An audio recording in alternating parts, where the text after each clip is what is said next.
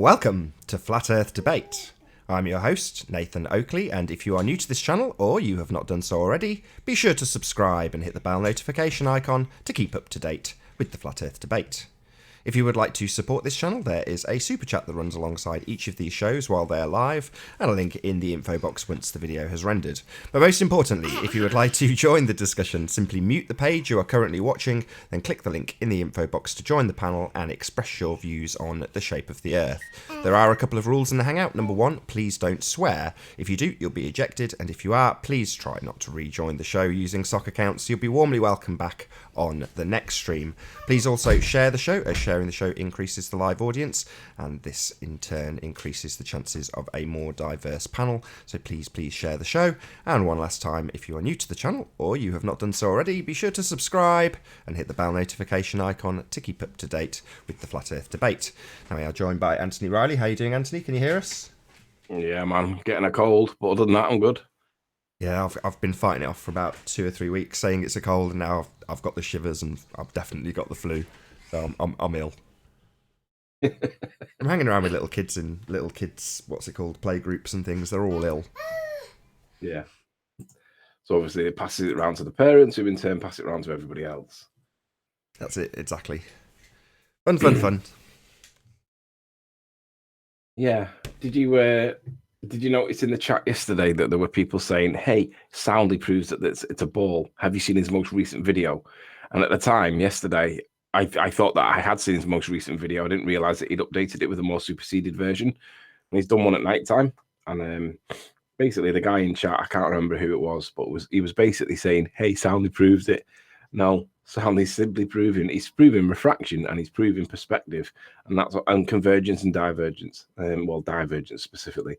He isn't proving the shape of the Earth, and anybody that thinks he is can't see what they're seeing for the love nor money. I might come back to Soundly at some point later on when a bit more bums gets on seats, but for the moment, Soundly's not proving no shape of no Earth.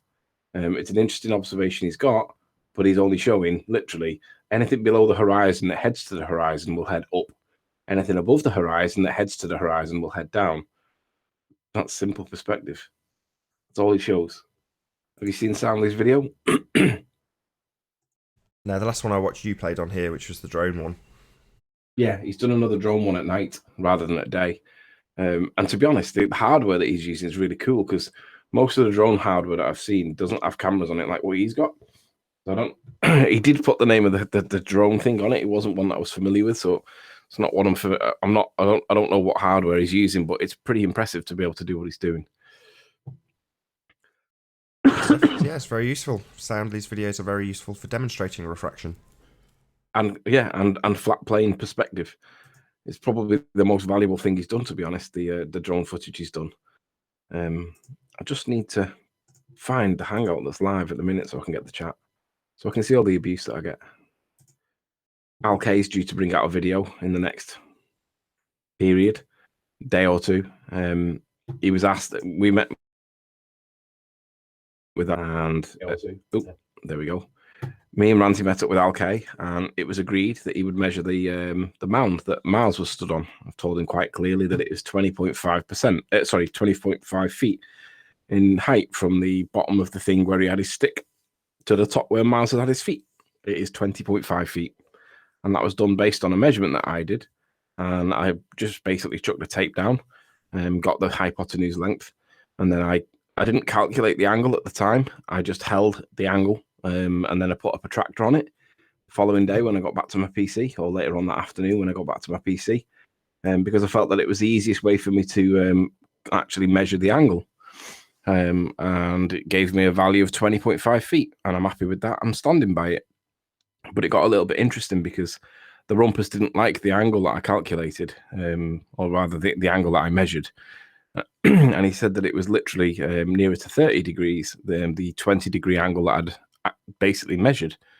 So he changed it to 30 degrees, and that basically went a lot closer to what Miles Delia Davis claims that he was at with regards to his height above actual water. Now I realize, and I know that that's nonsense. There's no way I was 10 degrees out, maybe 2 or 3 degrees out if you push it one way or the other, not just towards Miles. It could have been 2 or 3 degrees going the other way and making it smaller.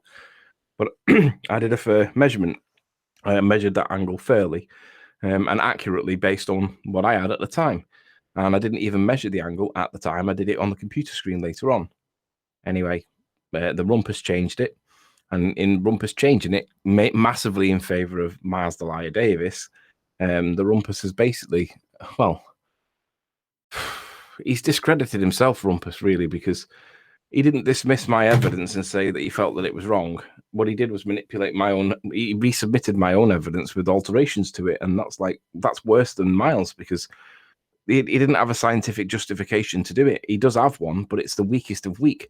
He claims that it was based on the horizon in the background, which he thought was water and therefore flat, but it's actually the contour of the land, like gradually going down towards the sea, which is obviously not flat. And even if he'd have got the angle correct, which he didn't, but even if he had done, he was angling it based on an angle going down. So it's nonsense. But that was his scientific justification for doing it, which, the rumpus, if you're listening, that is ridiculous. There is no reason for you to manipulate my evidence to resubmit it and then present it as sound. That's literally dishonest. But that's what the rumpus has done. Now, the rumpus has got really triggered in Alkay's comments. And as far as I'm concerned, the rumpus is probably the most dishonest person I've ever come across, in my opinion. I mean, at least people like Sean Hufford, who can't quote somebody accurately ever, he's probably doing that ignorantly. I don't think he's intentionally doing it. But nonetheless, misquoting somebody is a cardinal sin. If you're going to quote somebody, you do have to get it exact. You have to get it exactly the way they said it, in the correct context as well, which I did to Slice Barcane. And then he tried to weasel his way out of it because he said that I cherry picked him and changed the context. And I was like, no, I was exact with what I said. What you said, I speech quoted you, and I put it exactly word for word what he said. And I did. And Sly tried to weasel his way out of it once he realized that he'd made a mistake. Well, Sean doesn't do that. But worse than what Sean and Sly have been doing is the rumpus. He's manipulating evidence to suit Miles. Now, Al's been back and he's measured it. And if Al doesn't come back with a value of 20.5 feet for the height of that mound that the Miles Davis was on, I'll go back up there with my tape measure. I'll reconsider my position. I'll re-angle it. And then it must be the case that trigonometry doesn't work, because I know what the hypotenuse is. Can't change that. And the only thing that can change is the angle that was calculated. Well, I'll redo it. And if I don't get a figure that's similar to what Alkay's is, then one of us is doing something wrong. And I'm pretty certain it's not me. So I'm pretty confident that Al's going to come back with 20.5 feet. But what I will add to that, for my own, if it's fair that Mick West can have 76R for his calculation on negligible refraction, 76R works out at 15% thereabouts. I'm going to claim 15% for a negligible adjustment, just in case it's not bang on the same value that Al gets. And 15% of 20.5 feet is 3 feet. So anything below 23.5 feet is basically accurate, if we're going to apply negligible as per Mick West and his Bendy Light nonsense. So anything below 23.5, I'm accurate, rumpus. And that proves that you've been dishonest, because you've changed it, because you're a dishonest fool. So as far as I'm concerned, rumpus, you've stepped out of the conversation, because you can't manipulate people's evidence. You can dismiss it and then redo it yourself, but you can't manipulate it and present it as true based on nonsense science that was wrong anyway. Have you got an analogy? Have I got an analogy for what? Manipulating someone else's evidence. Have you got one? No, I'm really ill. Let me have a think about manipulating somebody else's evidence. Well, put it this way: if it were a court case, right, and the police had manipulated evidence against the perpetrator for, let's say it was a burglary, right, and let's say that the evidence was supporting the burglar. Let's say the burglar had an alibi, and the alibi was that he wasn't even in the country at the time, and the police got a signed affidavit for a signed witness statement from the alibi saying he was in Spain with me. And then the cop went in and changed it and changed the witness statement completely and forged the signature and passed it off as legit to the court. What do you think would happen to that police officer if it turned out that the police officer manipulated the evidence? One rumpus, that's exactly what you've done. You've manipulated evidence to make it sound like Miles Delia Davis was credible. And I measured that, and I stand by my measurement. it was measured at 20.5 feet.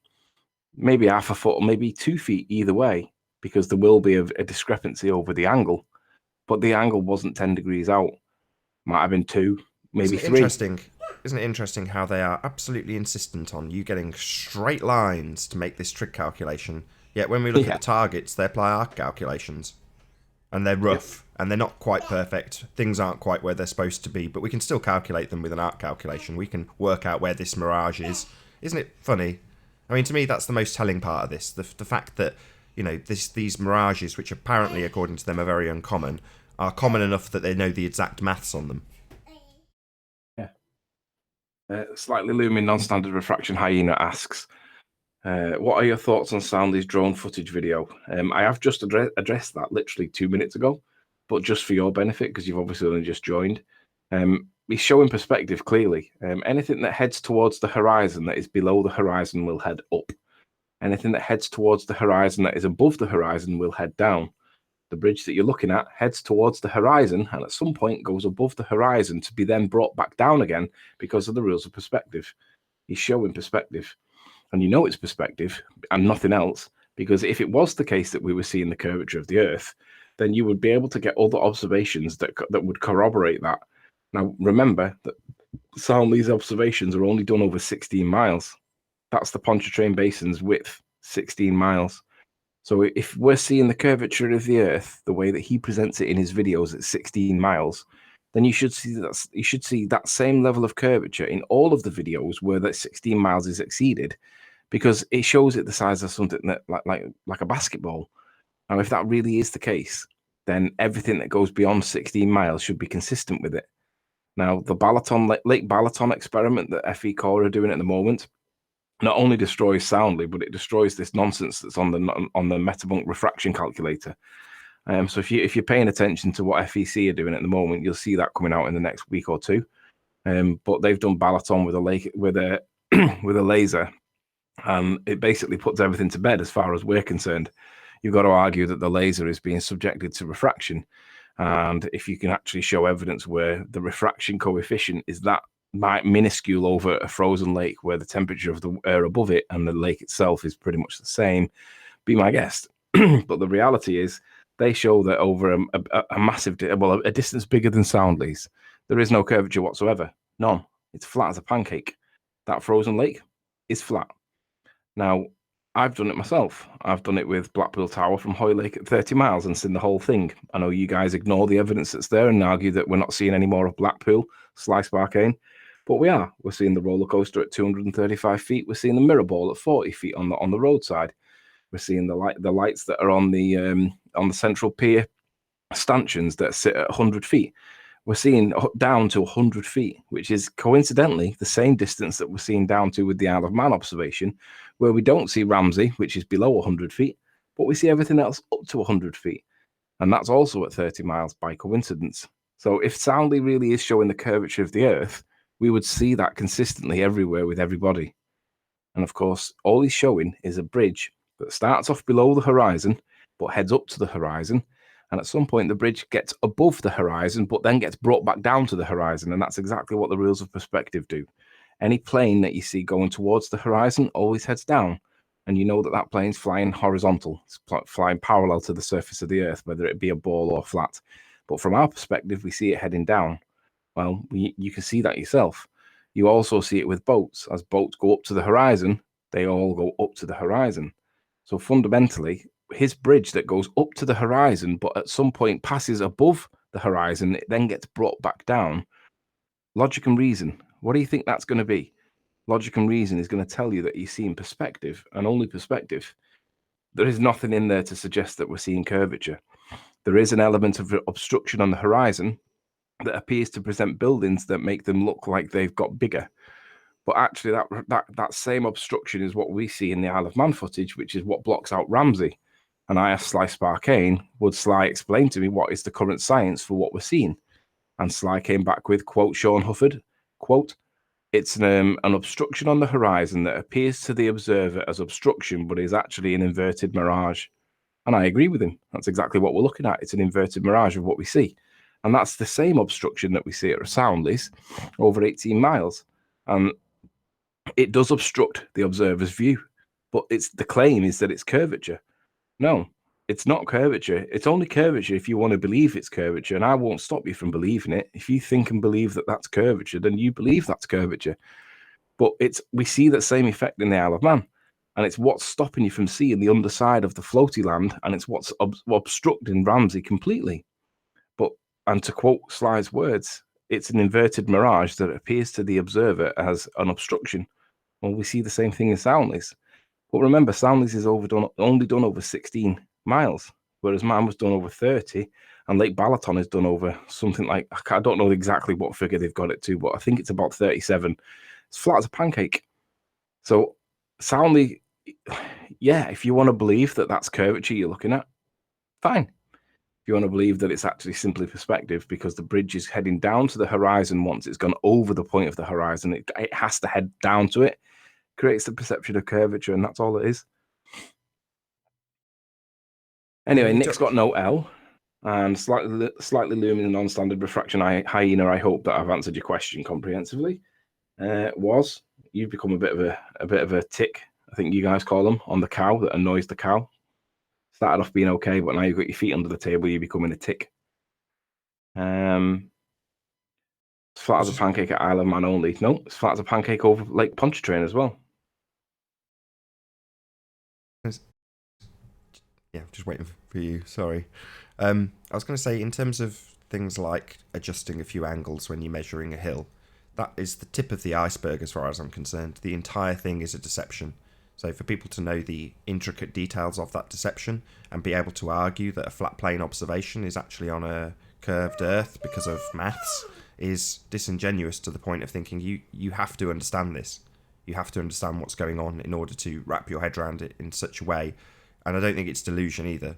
You have to recognise what you're actually looking at first before you can start to co-opt that into making others believe that it's curvature that you're looking at. So I really do think that the entire thing is riddled with deception, and them changing an angle on a measurement of a hill is literally just the tip of the iceberg. Do you remember which? I'm just looking at the rig. The rig is in Australia, isn't he? If I remember correctly. Yes, it's got V8. Yeah, that's right. That's the guy. Yeah, Commodore. I think he's got from memory. I think he's got a Commodore something or a Holden something or other. But yeah, do you remember which video it was that Jeren did? And it was one of the longest roads in the world, and it just so happened to be in Southeast Australia. And I think it was something like 100 and something miles, and there was like something like a 20-foot variance from one end to the other. Now, if it was supposed to be following the curvature of the Earth, I mean, you can do the maths on it yourself, but it was supposed to be following the curve of the Earth, and it was flat. I'm going to find it for the rig, and then you can watch it, and then you can tell me where he's gone wrong. Because, I mean, fundamentally, the rig, if the road's flat and it doesn't change elevation at all at any point, yeah, you know the road. So how is it, if it's curved where you live, then the rig, why is it that road seems to be extremely flat? And then when you add that to Kansas being flat as a pancake, quote, and then other 4 or 5 states thereafter that claim to be flatter than Kansas, that's kind of negating a whole lot of curvature. And then you remind yourself of the abyssal plains, which is the bottom of the oceans, for those that aren't sure, and the abyssal plains are all flat. There is no curvature. So when you add all those non-curvature bits up, that's a whole lot of the Earth that's missing a whole lot of curvature that's got to be caught back up again at some point. I'd like to know where all that's going. Nick, you also pointed out the maths wrong. From memory, you said it was 0.13. So you got it wrong too. We had a good laugh at that. While you were telling Anthony that he was an idiot, you'd also got the maths incorrect. Funny stuff. Yeah, can I just clarify that? Nick's laughing at me at the moment in chat because he thinks that I got the maths wrong. And he corrected me because I did get the maths wrong. I said it was I think I said it was 0.15 and it should have been 0.25 or something of that kilter. And Nick corrected me with 0.13 instead of 0.15, but really it was 0.23, not 0.13. So Nick's laughing at me for getting simple arithmetic wrong. Fair play. I got the arithmetic wrong. I was out by 10. But Nick corrected me on the arithmetic and was wrong with his correction, which is even worse than what the initial mistake that I was making live on air right now. And you've got time to think about what I said and still got it wrong, Nick. So that was yeah, you can laugh at me if you beautiful. want, but Him calling you a moron while he's got the maths up on screen published. And you're right, there is more pressure on you to do it while you're in debate with somebody live, and there's absolutely no pressure on him to get the calculation right. He could probably pull a calculator across. Yeah, he did it like you in his head and got it wrong. yeah, and corrected me with it getting wrong. Nick won't go on the panel because he knows how trolls operate. Yeah, that's right. They stay in text. Yeah, we point out the idiotic things that people like you do, Nick. That's what we do. We insult you with your own mistakes, which is hysterical. Should we get it on screen and show people what actually happened? Yeah, why not? Let's really humiliate Nick because he's saying he won't come on the panel because we're trolls. Well, no, Nick, you were pointing out Anthony's ignorance whilst demonstrating your own. Yeah, let's see if we can find that. Nick, do you remember when it was? Probably two. I would give up rather than searching for it live and having loads of dead air. But I'm going to have a look through. Oh, listen.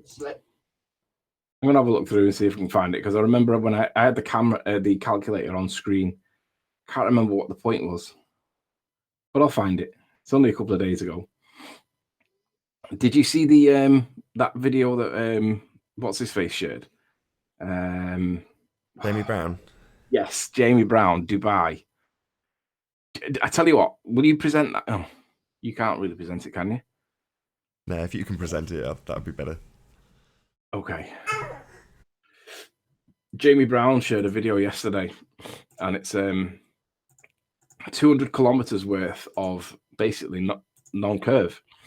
So we've got the rig saying that it's curved round where he lives. And I showed that there were reported 5 states in America that claim to be as flat as a pancake.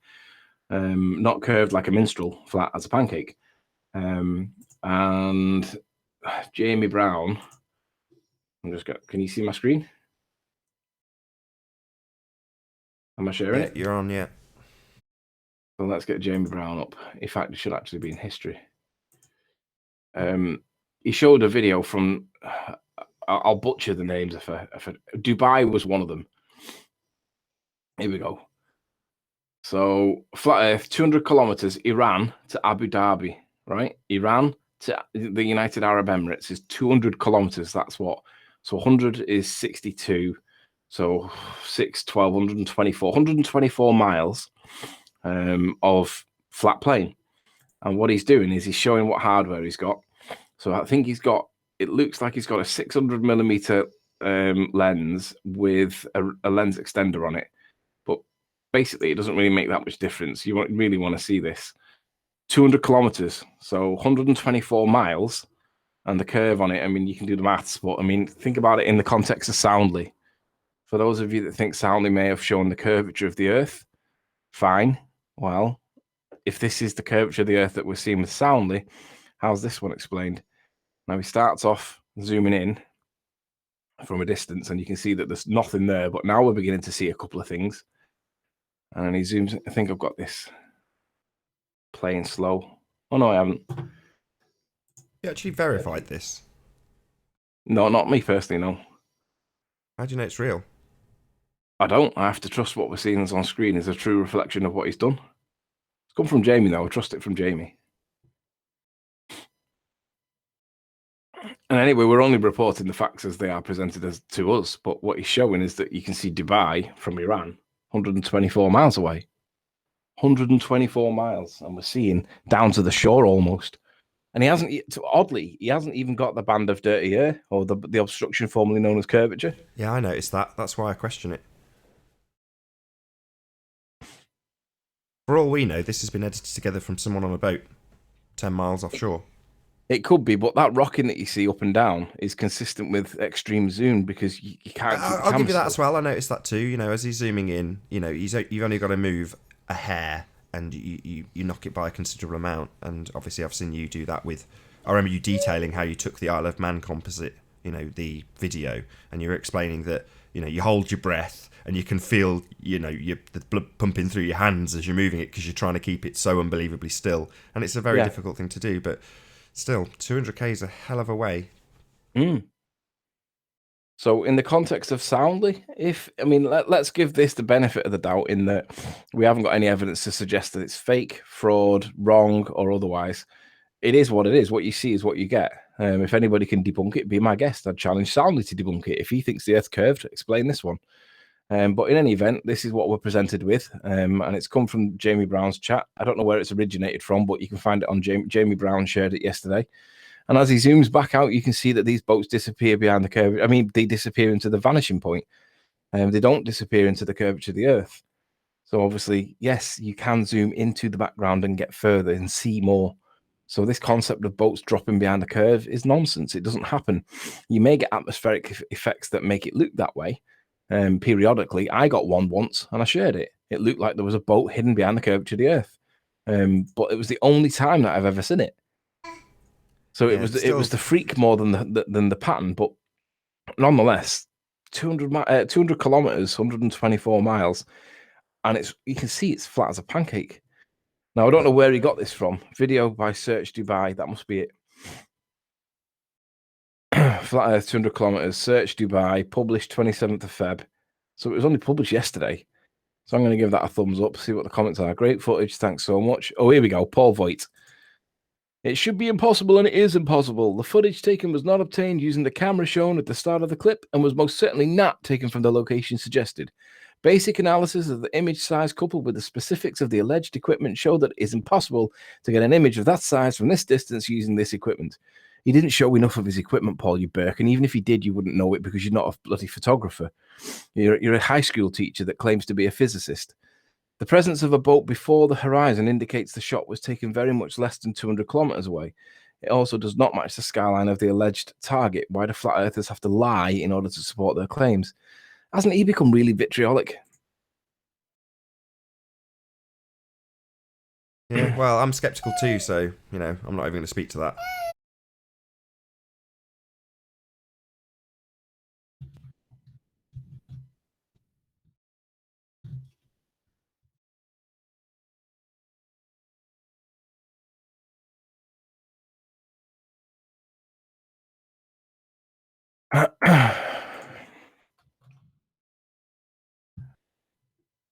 I'm not skeptical. I take it with a pinch of salt to start with. But if he can get it, there'll be other people that can get it as well. So time. Oh, Chris MCM, total bollocks. Bandar Abbas is 352 kilometers away, and there is no way that there is 200 kilometers, let alone 352. Where did you really take this from? The airstrip? Stripe?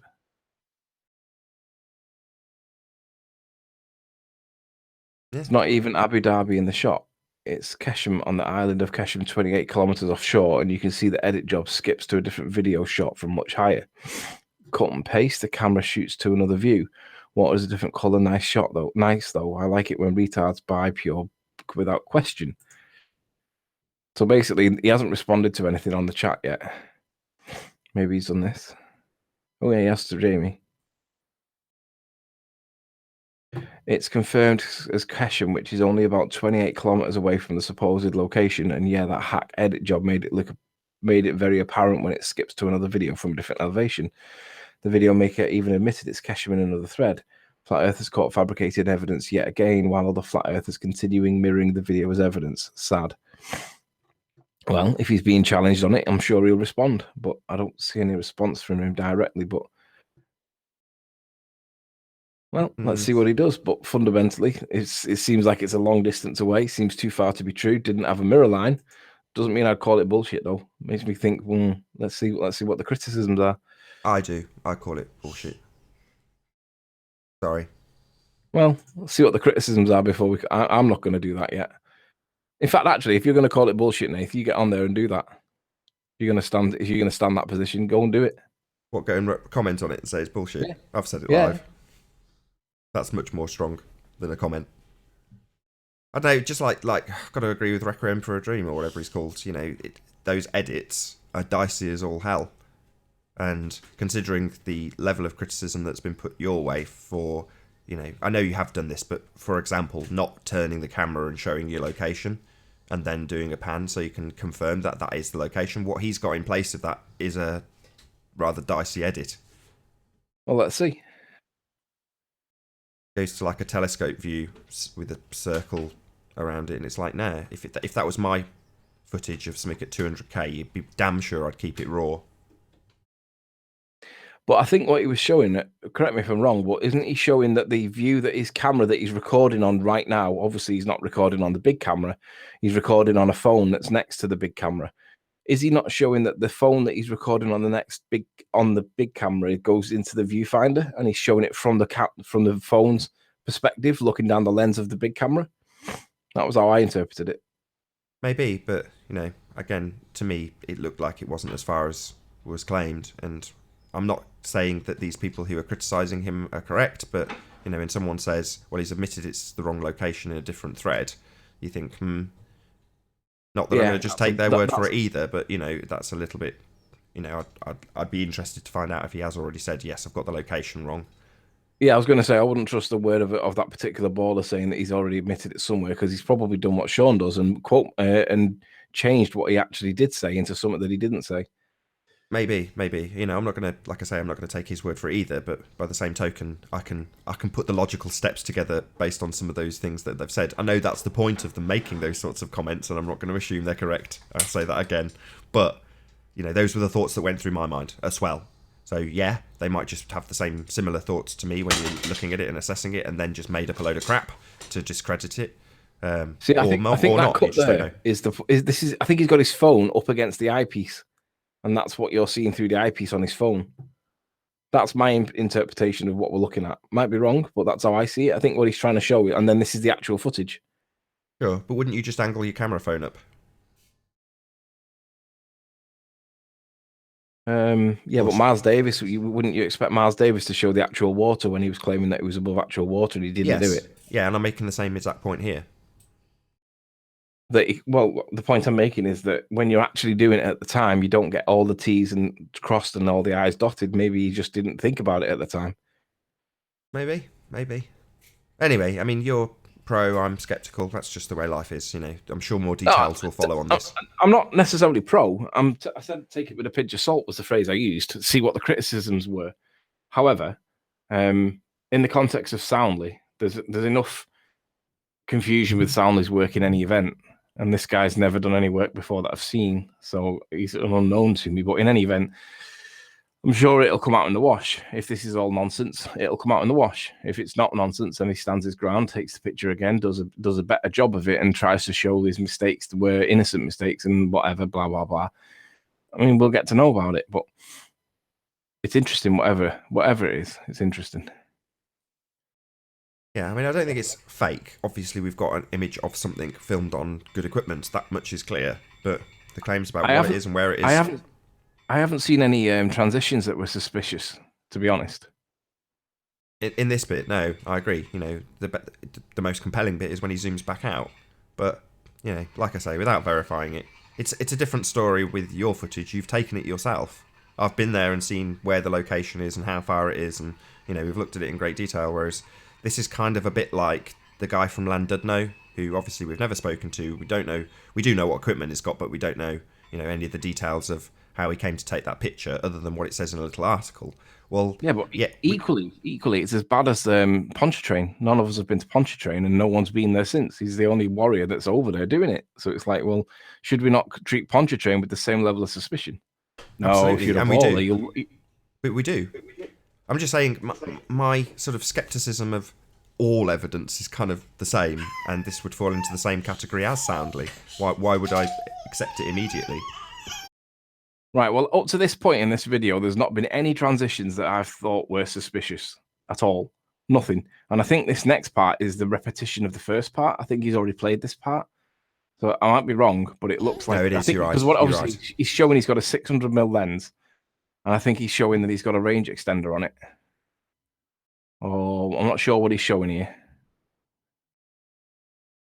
He's showing a Tamron something teleconverter. I think he's showing that he's got a range extender on it. Unless that's all one lens, and that's the brand. He's showing the brand. Maybe someone in the chat can let us know. I know Daylight Ohio's in there. Maybe he's got a better idea about what this sort of equipment is. If you could just let us know from the chat if you do know what this stuff is, brilliant. Because we don't. I don't. Anthony doesn't. Daylight Ohio says it looks fake. Well, I don't agree. I've not seen any evidence to suggest that it looks fake. I've not seen any dodgy transitions. This is obviously the camera. This is the camera, not his phone, because the the aspect ratio, right?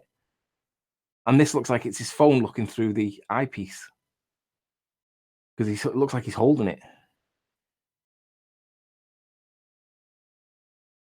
But it's all open to the interpretation. But I'm sure it'll all come out in the wash in time. And then this looks back. But this again looks like repetition. But it looks like it's the camera itself. But in any event, on face value, what's it say in the description? Someone said it's certainly worth having a look at in the exact same vein as it's worth having a look at that guy's picture from Llandudno. But that's why that image ended up getting one show, because we can't verify any of it. So it's an interesting talking point. You can look at it, you can do your own maths on it and do your own extrapolations, but from there on outwards, that's it. And the same applies to this. It's an interesting observation, unless the guy comes forward and starts discussing it on the show or something similar. It's one of those, you can only take it at face value and then move on. the video maker has already admitted it's fake. Oops, it's only a 28-kilometer observation and it's not even Abu Dhabi. See, it's comments like this that make people think that he's admitted it's fake, but where's the evidence to say that he's admitted it's fake? Saying that he's admitted it's fake doesn't mean he has. So for me, it's like, take it, like I said, take it with a pinch of salt, but this is the claim, 200 kilometers from Iran to Abu Dhabi. If it turns out to be somewhere else, I'm sure it'll come out and we'll get to know that it was faked. But that's what the ballers are there for, to see if they can fix it and correct it and make it accurate or whatever. But the minute I see Paul Voigt on there, I just think, yeah, derp. Anyway, so that's that one done. Is there anything else, or shall I go back to the sunset? You can go back to your sunset. Beautiful. And the guy from yesterday, we had an interesting conversation with a guy who claimed to be an astrophotographer. He didn't know the name of his telescope. He didn't know what brand of lens he had in it. And then me and Nathan were laughing at him, thinking that he was a liar. And then he pops his camera on and shows that he had a load of telescope equipment. And we were like, wow. But then after the show, I was talking to Nathan after, and I said, do you know what? It wouldn't surprise me if he had all that stuff there and it was like customer's kit.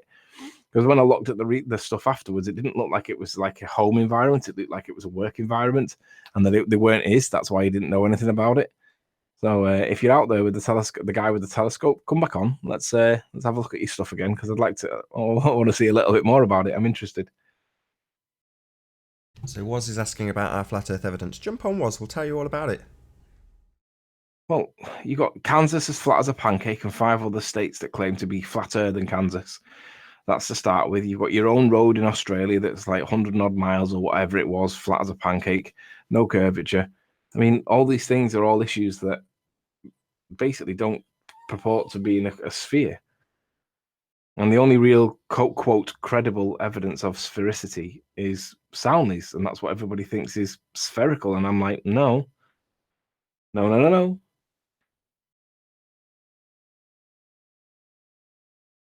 T-Bone, nobody go on. The show is dying. Show us your subs, T-Bone.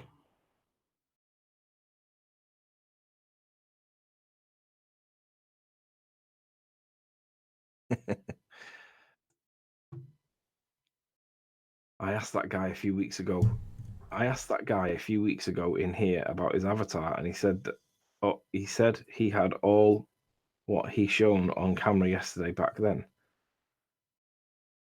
I asked that guy a few weeks ago in here about his avatar, and he said he had all what he shown on camera yesterday back then. Wow, what was his avatar yesterday? Did you notice his avatar? Nope.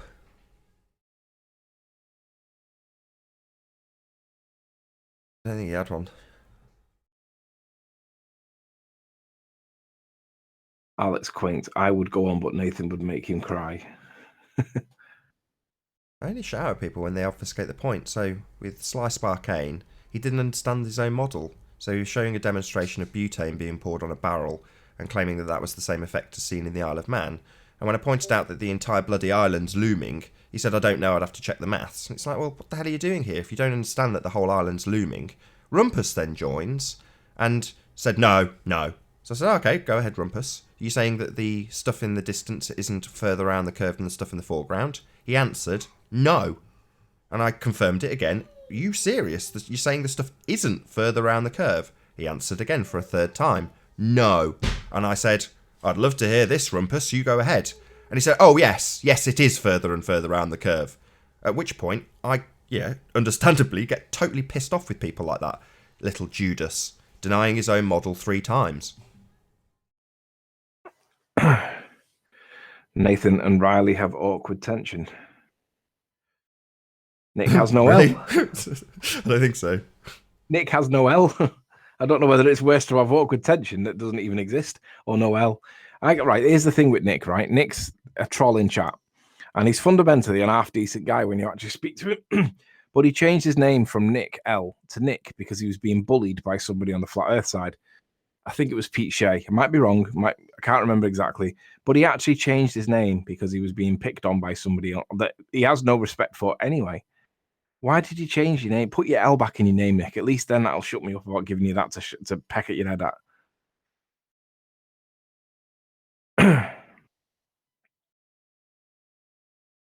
Sorry, Sleeping Warrior, but you won't get the conversation you want with Nathan bullying anyone who comes on. Well, Darkstar, you see, here's the thing. When the ballers come on, right, the whole point of the show is to discuss the debate of debate the shape of the Earth. And the ballers are the ones that tell us what the science is. They tell us that we live on a spinning ball. Now, the thing is, Nathan's been around long enough, and he knows all the stories, and he knows the issues that are contentious, and he knows the issues that are strong, and indeed the issues that are weak.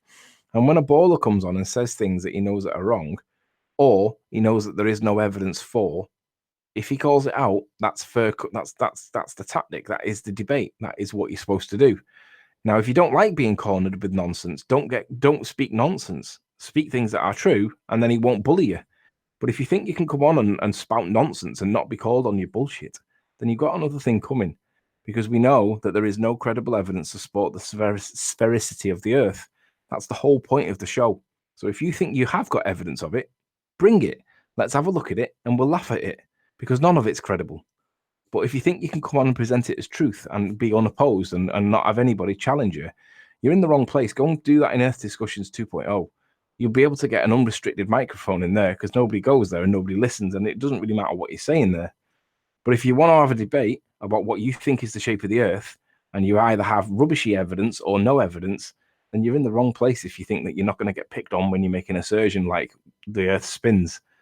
Because we all know that there's no credible evidence of the Earth spinning. So if you don't like that, leave. It's correct. Whole point. Sorry, I was just going to say I've forgotten who it was now. Somebody said, oh, the evidence will just be ignored. I think it might have been Alex. Something along those lines. Maybe not. If it isn't you, Alex, I'm sorry. But, we're in a position where we have someone like Sly who's making a demonstration, quote, providing evidence, and what he's providing is disingenuous. It doesn't match what actually happens in your model, the ball model, that is, in terms of what is actually represented in the photography of the Isle of Man. And when I pointed that out to him, he obfuscated my point and then was backed up by Rumpus, who completely disagreed with his own model. In other words, he backed up Sly, who said, no, that's not the case. I'll have to check the maths. No, I don't think you don't have a line of sight to the stuff at the top. And this is a misapprehension that many people seem to have.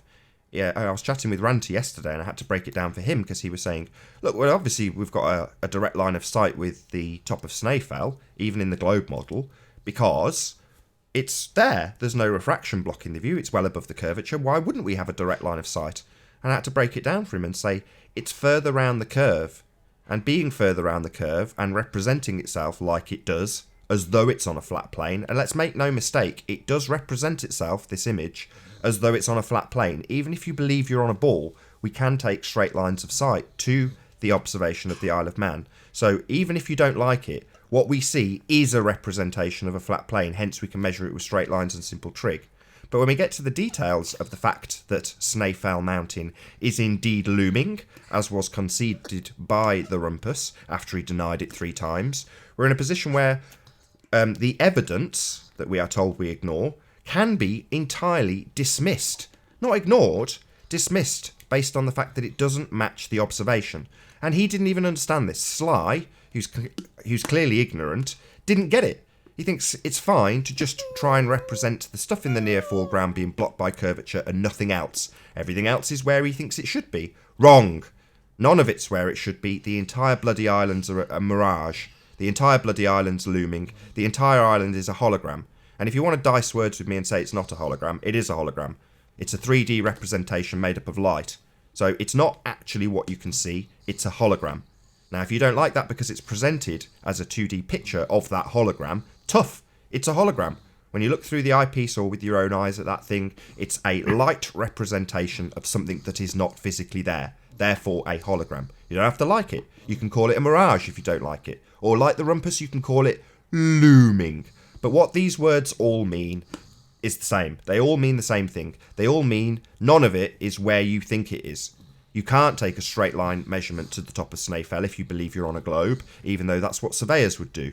You have to make up this whole nonsensical arc calculation to calculate for things that simply are not there.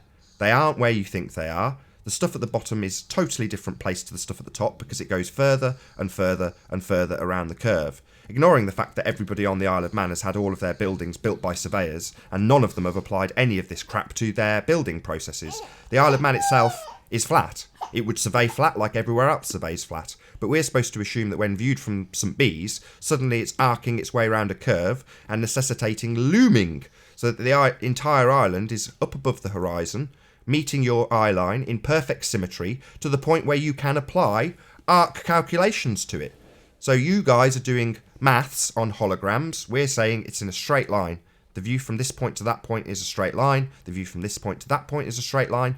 None of it ever can be used by the globers. The first level of maths is a total fail immediately because we have different targets at different distances, necessitating the entire island to be affected by refraction, regardless of whether or not it's obscured by the curve, including Snaefell. Hence, you've got Tricky Dicky Rumpus saying, oh, well, yes, it's very near to a straight line, but we still apply an arc calculation to it. It's like, why? Because it isn't really where it's supposed to be. That's why. It's supposed to be further around the bloody curve. It doesn't matter how much you say it's near to being a straight line. As soon as he measures anything with a straight line on the vertical, he will prove a flat Earth. Because that's what we do in our model, to prove a flat Earth. So we have plenty of evidence. We don't ignore anything. People like Sly just present crap. Total crap that doesn't represent their model in any way, shape or form. And when we point it out to them, we get classed as being bullies. It's nonsense. Anyway, share my screen, mate.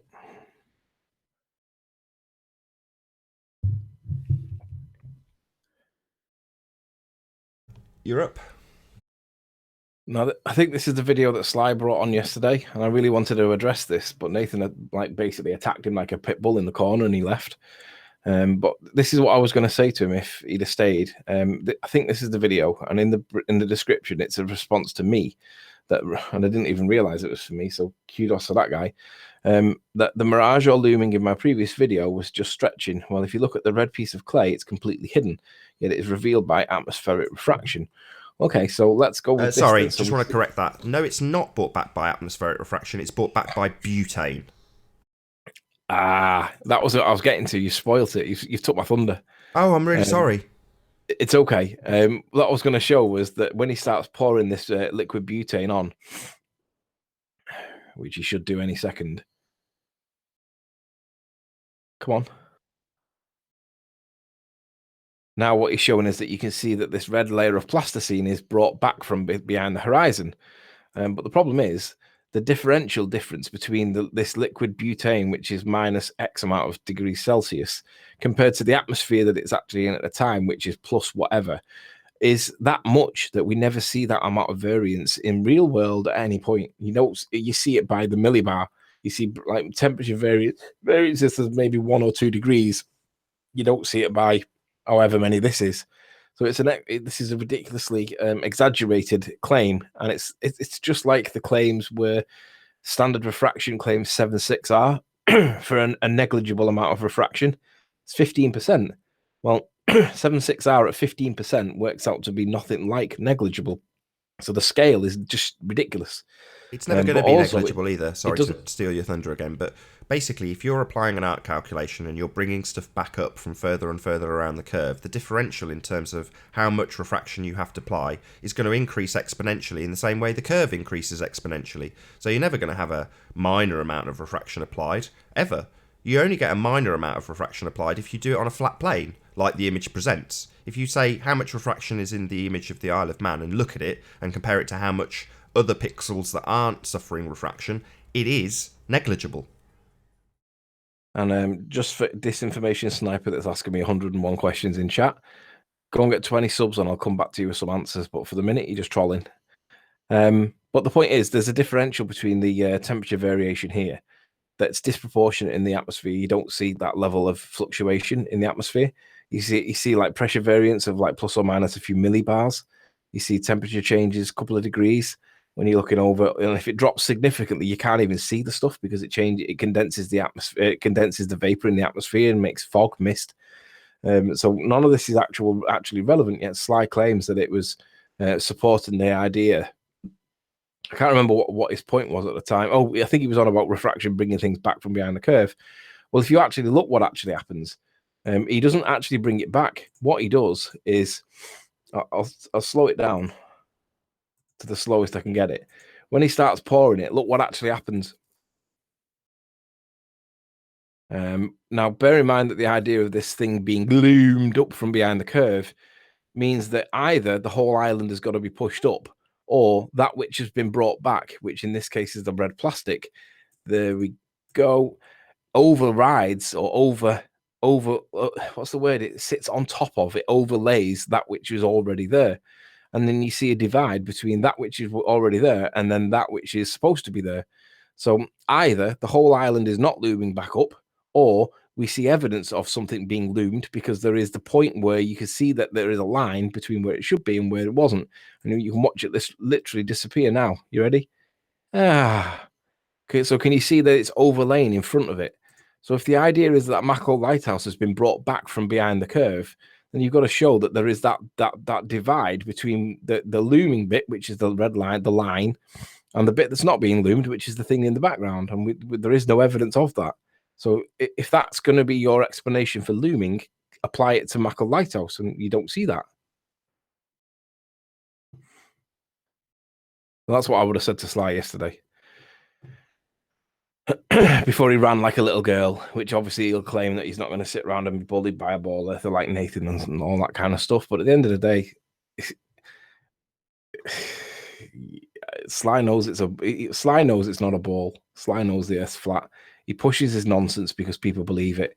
And it's really easy to push nonsense that is the official narrative, because if you think 2 planes hit 3 buildings and cause 3 buildings to collapse, but it's the official narrative, it's really easy to go with that because everybody else thinks it, because everybody else has been told it by the news. But ultimately, you know and I know that 2 planes can't cause 3 buildings to collapse. I heard somebody saying about Building 7 that it was damaged by the collapse of the 2 towers. Dude, it was on the opposite side of the park. It was nowhere near it. It probably sustained 0 damage. It might have had the odd broken window from the odd random projectile that spooned across the whole park, but it wasn't damaged at all. Building 7 was all by itself. So without going on a tangent on 9/11, if you think the official narrative is it's easier to push the official narrative and be rubbish at it than it is to look at the facts and go, hey, hang on, that doesn't make sense.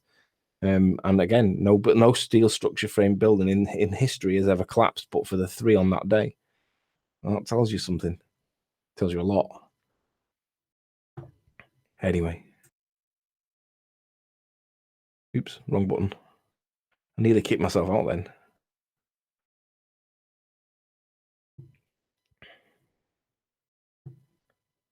I don't think Sly ran away. I think he was just going to actually figure out how his model works because he was ignorant. No, I think you bullied him into submission. Honestly, I think he ran with his tail between his legs because, not between his. I think he left because he was being attacked. But I wasn't attacking Sly in the slightest. I said to him, "Do you accept that the entire island is looming?" And he didn't accept it.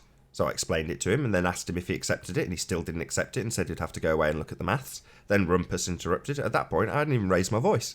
And Rumpus said, no, it's not all going around the curve. Denied it 3 times, Judas Rumpus. Then I got angry with Rumpus for denying his own model 3 times and then confirming exactly the point I was making with Sly. That's when Sly left, when he realised he'd been made a complete fool of.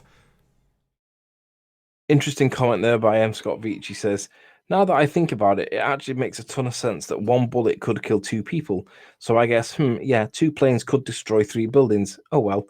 Yeah, that relies on one of the planes going completely through the first building, popping out the other side, and then carrying on going into the next building, unimpeded, whilst it makes that second building collapse as well. Now, obviously, there were only 2 planes on the day. There wasn't a third plane, and no plane went through the other side of the building. So it doesn't make a whole ton of sense. And if you look at the Pinocchio's nose footage, that shows that there was CGI in play, absolutely. And if you believe that CGI is a real representation of real world, then you're an idiot, or as Nathan would call you, a moron. So which is it, M. Scott Veach? Are you an idiot or a moron? Because no plane went through the building and then hit the other building. And the Pinocchio's nose footage shows that CGI was being used, and it was on the fly, literally done, literally live. So if you believe that, you're a moron.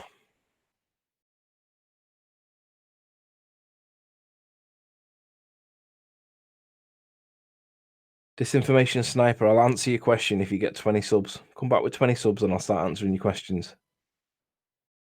Darkstar, do you think it was CGI? Like I say, go and look at the Pinocchio's nose footage. That was clearly CGI. Go and look at the footage from and when I say the Pinocchio's nose footage, that's the helicopter footage from somewhere out over water. It was miles away. I think it might have been, I don't know where it was actually, but it was taken from miles away. You can see that it starts zoomed out at the beginning and it zooms in towards the end. And at the point where it's zoomed in, you see the plane. But if you backwards trace where that plane should be when it's zoomed out, there should be a plane in the image, and there isn't one. So we have approximately 1 hour left on this live stream. Hope you're enjoying the debate from the comment section, admittedly, thus far. If you would like to join the panel, simply mute the page you are currently watching, then click the link in the info box below this video to join the discussion and express your views on the shape of the Earth.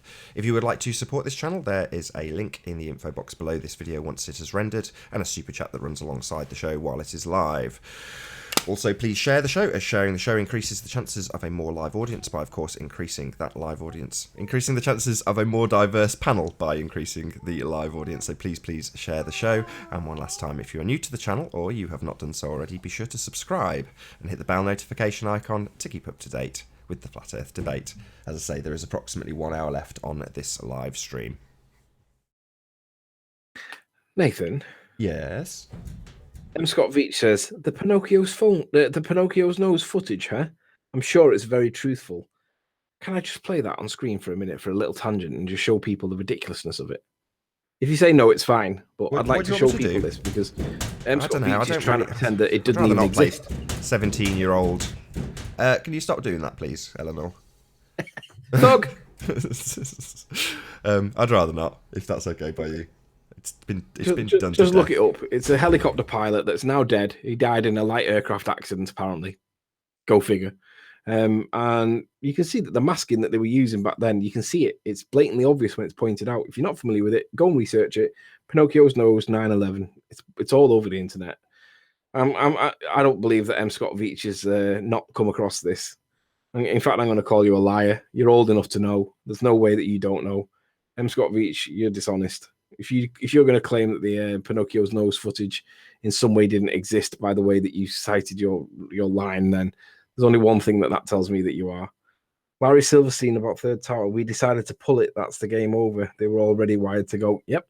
Larry Silverstein also tripled the insurance cover on the buildings 6 months before they fell. Tripled the insurance cover, and they would most of the building was decommissioned because of asbestos, and to get it all fixed and removed and all that nonsense was going to cost them millions. Although I don't know how true that is, but it was something that I read and I thought that was interesting. Disinformation Sniper, it doesn't matter how many subs I have on this channel, you're just being a coward. I don't mind answering you, but you have 0 subs. You are a troll account. I'll answer anything that comes up in chat, generally speaking, unless it goes beyond conspiracy realms and goes into the likes of my personal life. It's got nothing to do with the discussion point, but if you want to ask something on topic, be my guest, I'll answer it. but you're just trolling me with a 0 sub account. Why would I give you any time of the day? I'm not going to address you from this point forward. Multi-Tom Tom asks, M. Scott Veach, are you an agent? Of course he is. He has to be. Either that or he's totally indoctrinated. I don't believe he's stupid enough to be indoctrinated. At least he admits it.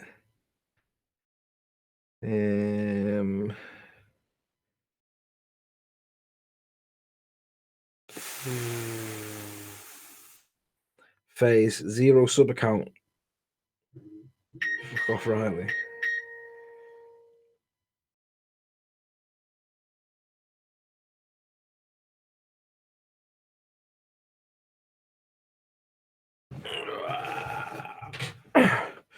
Isn't it funny that like the protesters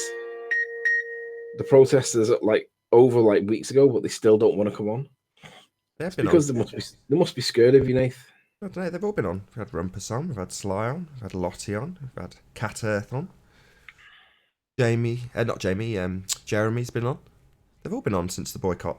Crap boycott.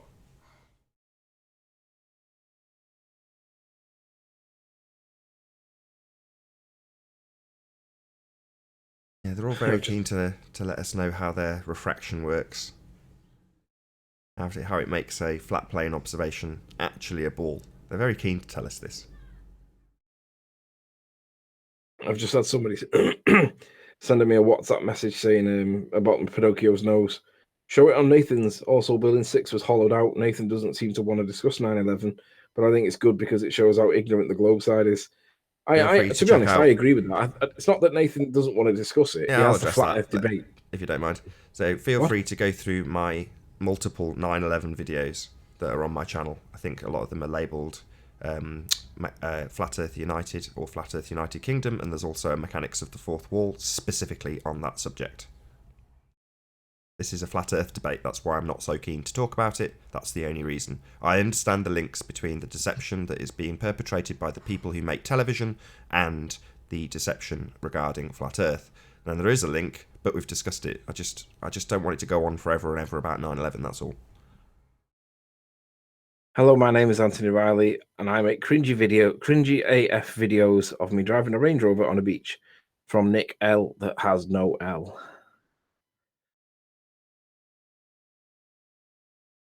This is the best Nick Scott, is it? Talking to you ad hom about Range Rovers. This is the best, what do you say? What did you say? The best what? I said, is that the best they've got? Yeah, the best that Nick's got, yeah. Anyway, it wasn't cringy. It was a Knight Rider tribute. What's cringy about Knight Rider? David Hasselhoff's that uncool that he's cool. What are you on about? They love him in Germany. I think everyone loves him secretly. Yeah, I like the car. Yeah. Was it a Trans Am? Yeah. Pontiac Trans Am, wasn't it? 1978. Something like that. Kit. Love it. That Range Rover vid was cringy. How was that an ad hom? Well, it's not. I don't even think it's cringy. It was a tip of the cap to Knight Rider, one of my favorite ever shows from the 80s. I don't see any problem with that. I don't see why it's cringy.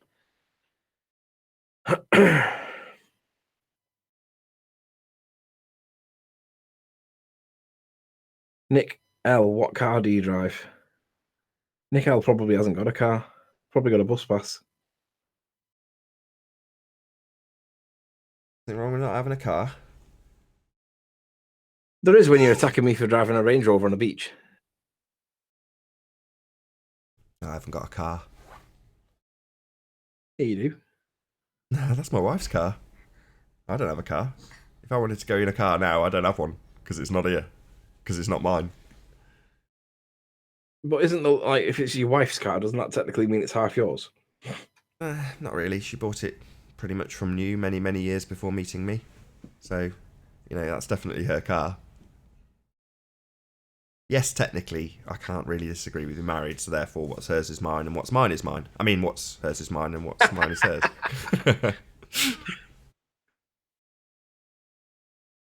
M. Scott Veach does not have a car either, but he does have a driver.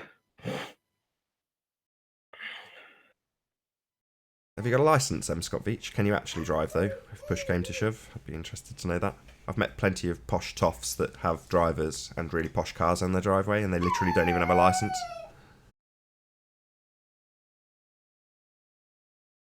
Creator rewriting any Wikipedia pages lately? Nope. Married her for the car? Did you marry her for the car, Nath? Did I what? Marry her for a car? Yeah. No, I had a better car when I met her.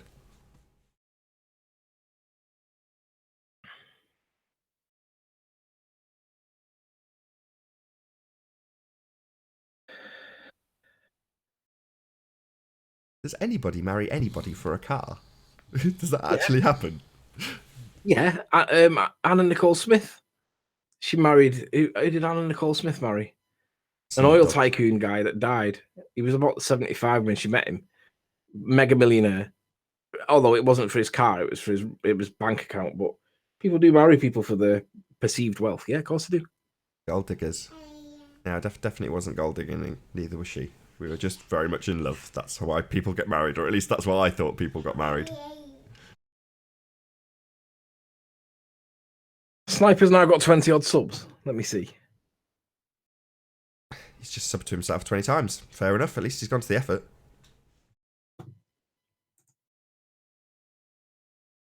No way he has. Right, guess we're going to get some questions answered. Excellent. Disinformation Sniper now has 22 subs. Okay, so what was the question that I've missed?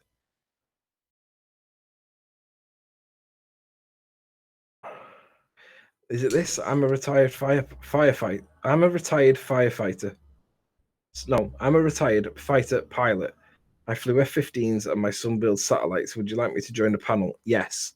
I have government friends that know that flat Earth is a trolling tactic. Yes, I would like you to join the panel, Disinformation Sniper. Feel free. In fact, the link's in the chat, in the side chat, or in the description box. Come in and let's see some of the pictures of you flying your F-15s.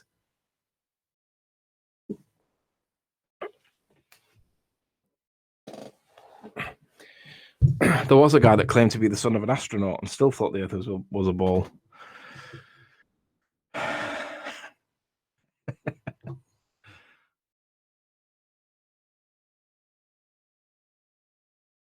Alex has raised the bar to 40. So I tell you what, Nate, should we just go make ourselves a brew while they all have a chat amongst themselves in chat?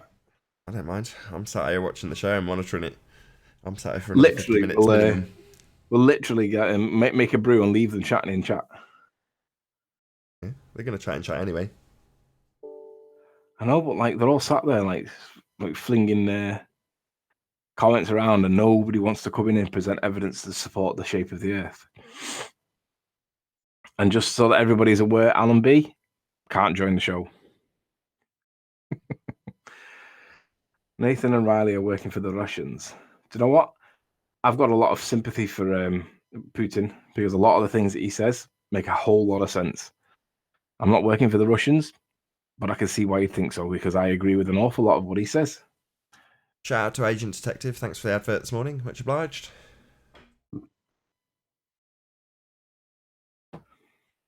Do love a good advert.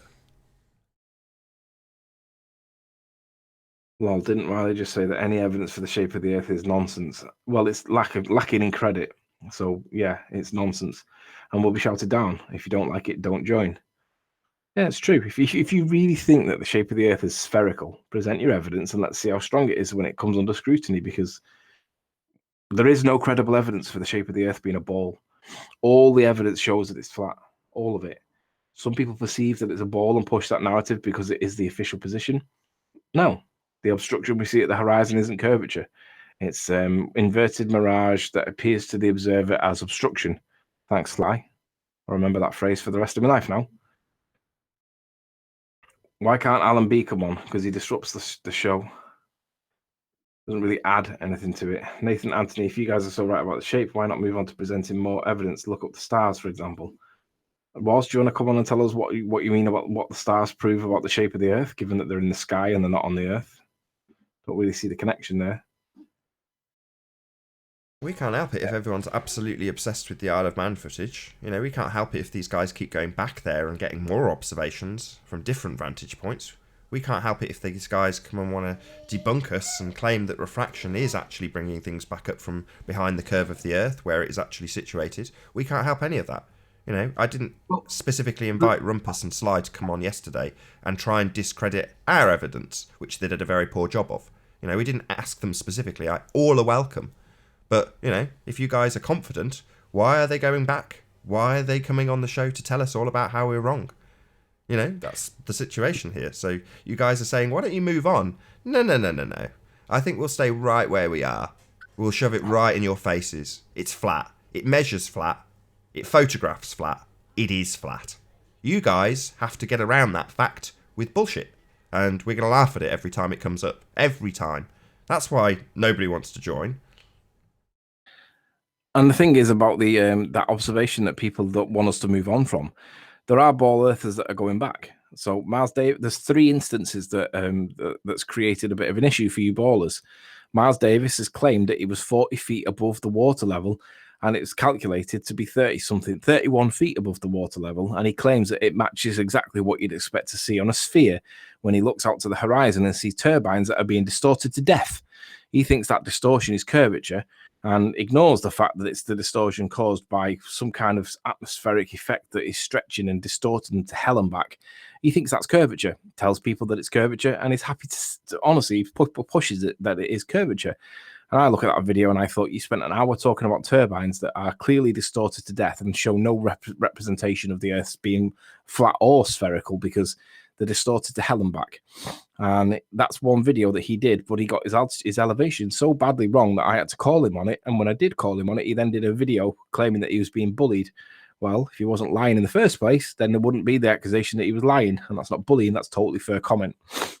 Anyway, Al K went back and he did an observation of Mackle Lighthouse and Point of Ayre Lighthouse. And he did it at night time, not realizing that his own video didn't conform to the sphericity of the Earth calculator when you account for this so-called standard refraction that's supposed to be behind the curve of the Earth. Now, he hadn't done the maths on it, but I've challenged him to show how this is consistent with a spheroid Earth, because it should be hidden. He shouldn't see it from where he is. It should be that far behind the curve of the Earth. He shouldn't see it. And there was another one, but I'll have to answer this call. So, Nath, fill in for me for a sec. Yeah, no worries.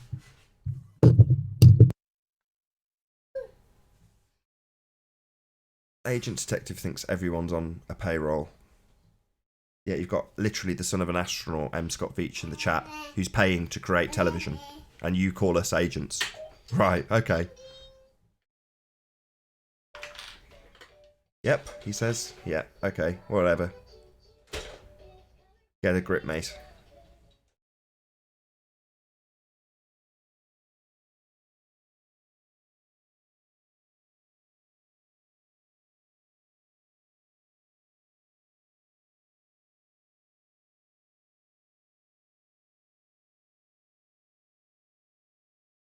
Yeah. Very poorly today, in case you're wondering why I've not piped up much.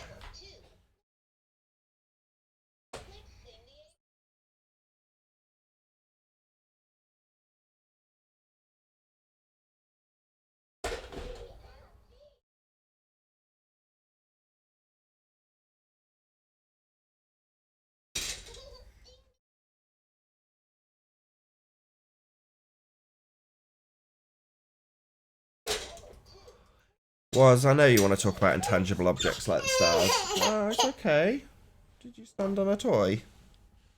Yeah, intangible objects. So we're focused on things that we can actually see, taste, smell, touch. Tangible things.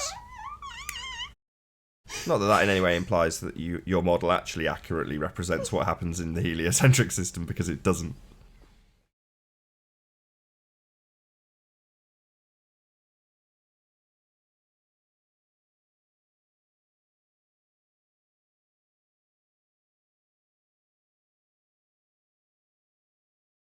Brandon Cook says Patricia's cool. Cheers.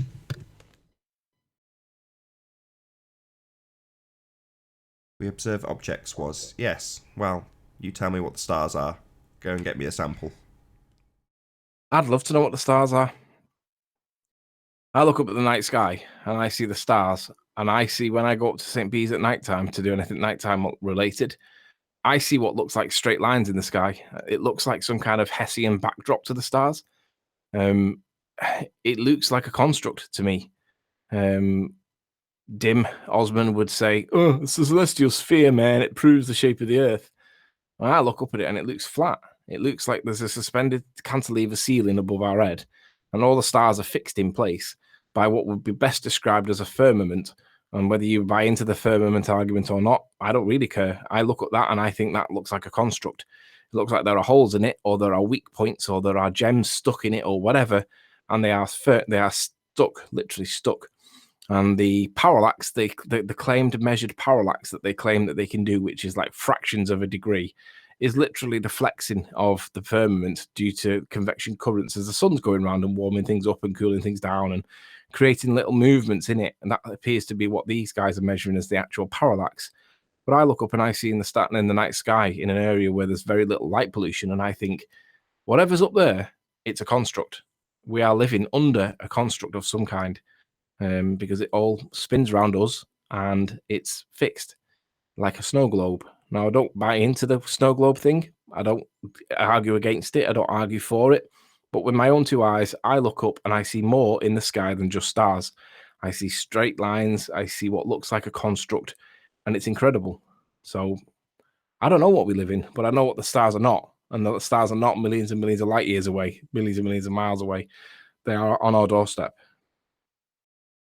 And it's what that's the exact reason why I think that Operation Fishbowl was executed, because I think that Operation Fishbowl, after they did the Apollo missions, they realized that because the Apollo missions was the highest successful rocket launch, in my opinion, not where they went to the moon. It was just where they managed to successfully get a rocket up high enough to be able to see stuff that we couldn't previously see. And they decided to try and blow hell out of it. And that's what I interpret was the result of the Apollo missions and the subsequent Operation Fishbowl. Only my views on it, but Check out Stephen Chess's channel if you want to know how to do flat Earth weather predictions. So Stephen Chess has been looking into exactly that for the last couple of years. Fascinating stuff.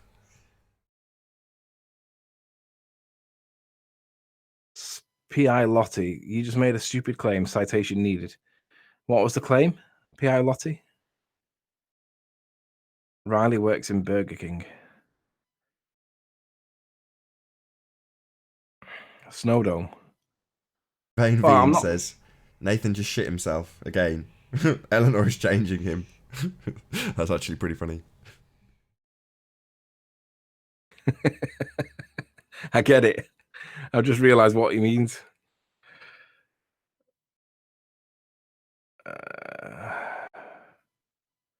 He said the stars are not millions of miles away. Yeah, well, we can't prove the stars are millions of miles away, and we can't prove that they're not because nobody's ever been to a star. Nobody knows the distance to any of the celestial bodies, and angular size is simply a calculation without knowing the distance. You need to know the distance to get any of the celestial bodies, and we can't get any of the celestial bodies because we don't know any of the distances. So it becomes an issue of scale. And on the scale that's accepted at the minute, if you, to quote paper explanator's words, if you assume that the sun is 93 million miles away, then on that scale, yeah, sure, the stars are incredibly far away. But nobody thinks really that the sun is 93 million miles away. I mean, I know you all push it, but if you look at the sun and realize that the light that comes to us can't be that far away because of the inverse square law, which light is subject to, it gets dimmer as it gets further away, then you realize that the sun cannot be that far away. It looks as close as what it actually looks, in the same way that the earth looks as flat as it actually looks. You have to literally change what you think you see into something that you know that you do not see, and then accept it to believe that the sun is 93 million miles away, which of course is nonsense. But that's your prerogative. If you want to believe that the sun is 93 million miles away, be my guest. I think you're a fool, but it's up to you. Matt Taylor knows where the stars are. He sent many parcels to them.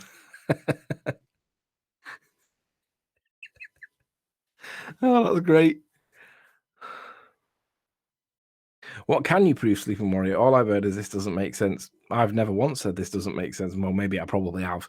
What can I prove? That Mach lighthouse can be seen when it should be behind the geometric curve of the Earth, and standard refraction that's supposed to be negligible according to science brings it back mathematically. But in real world, you're looking at it, and that means that you're not looking at Mach lighthouse.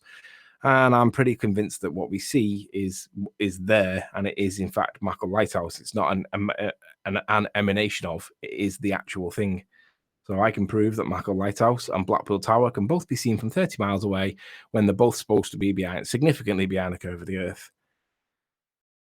Riley, I didn't realize you had a degree in astrophysics. Sleeping Warrior, do you have any info on the vanishing moon? I have been unable to find info. Only one video. The vanishing moon? Do you mean at new moon stage?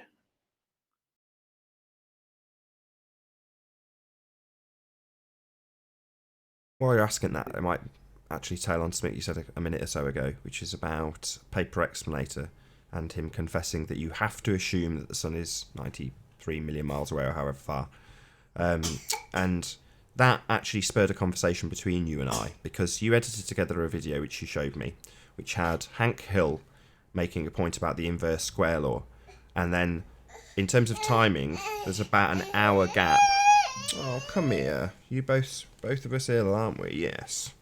So he obfuscated that point for an hour and then actually answered the question by saying you have to assume the sun is 93 million miles away.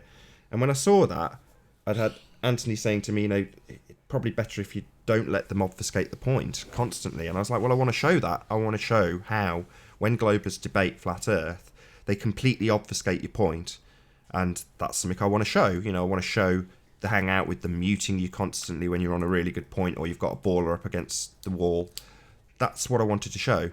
But then when I saw Paper Explanator obfuscate for an hour, only to confess that you have to make an assumption in terms of the distance to the sun, which is basically what it's all based around, that's important.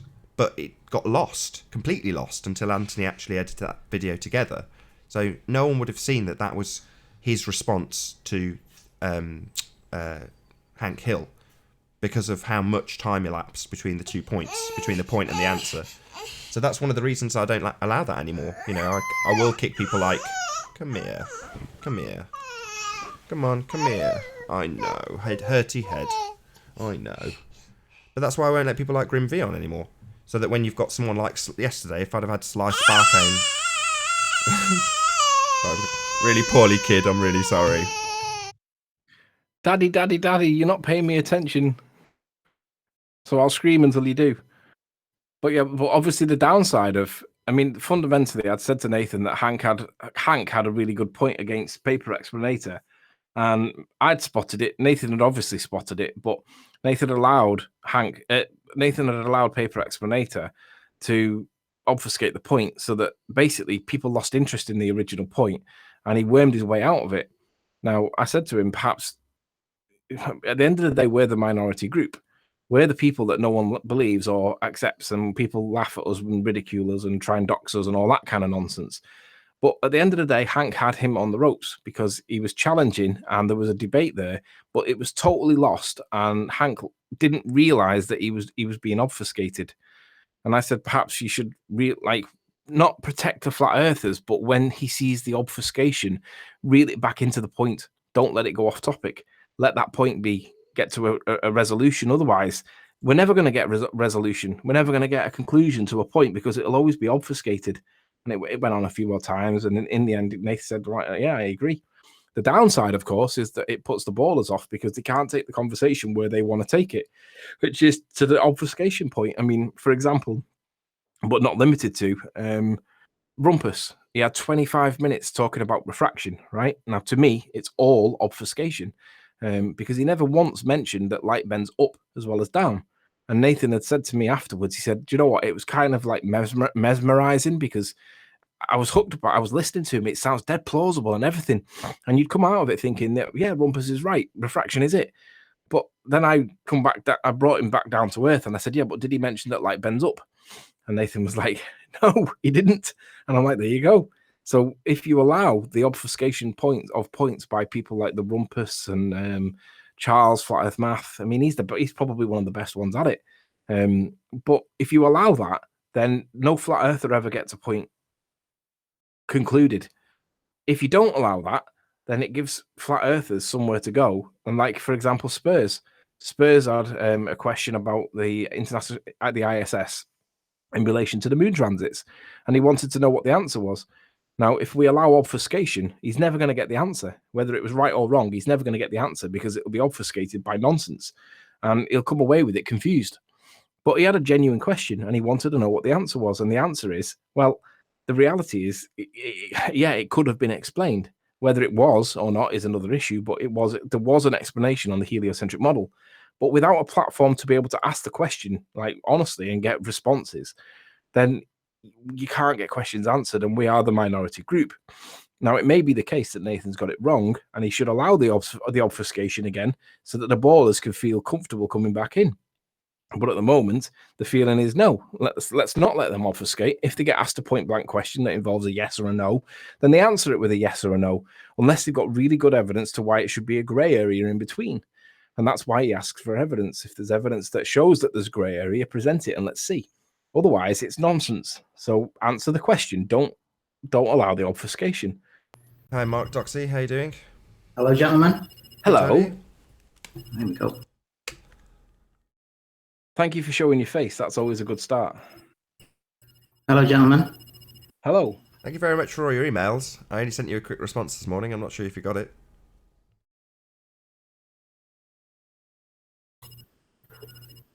He hasn't got the settings set up, has he? No.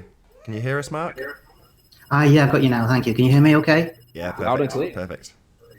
Is there any echoes or anything?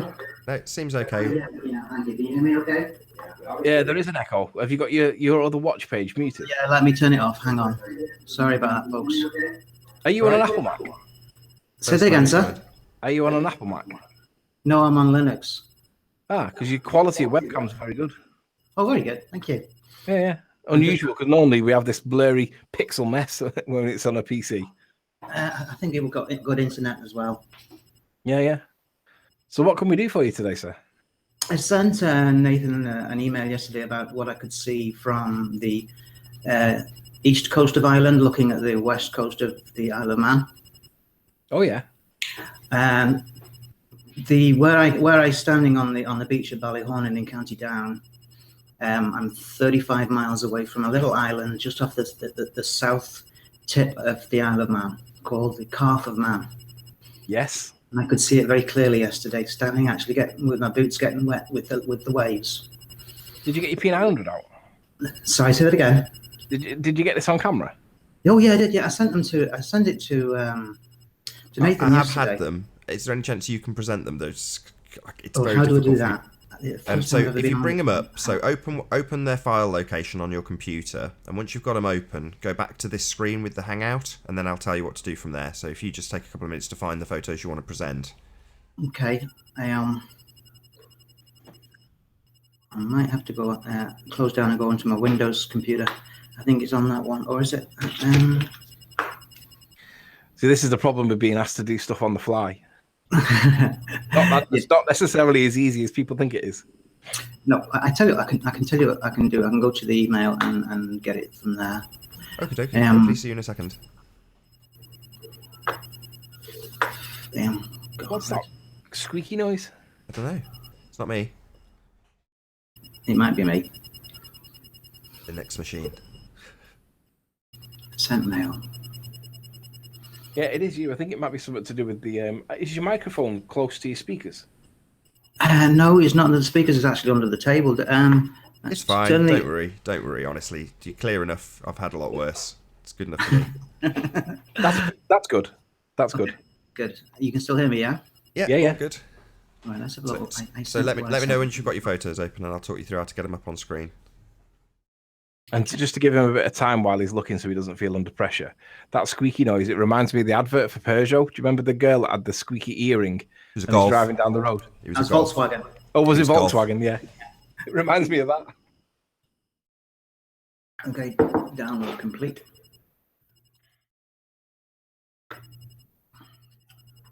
Right, I've got the image open now. Okay, brilliant. So if you come back to the page where you're talking to us, the Hangout page.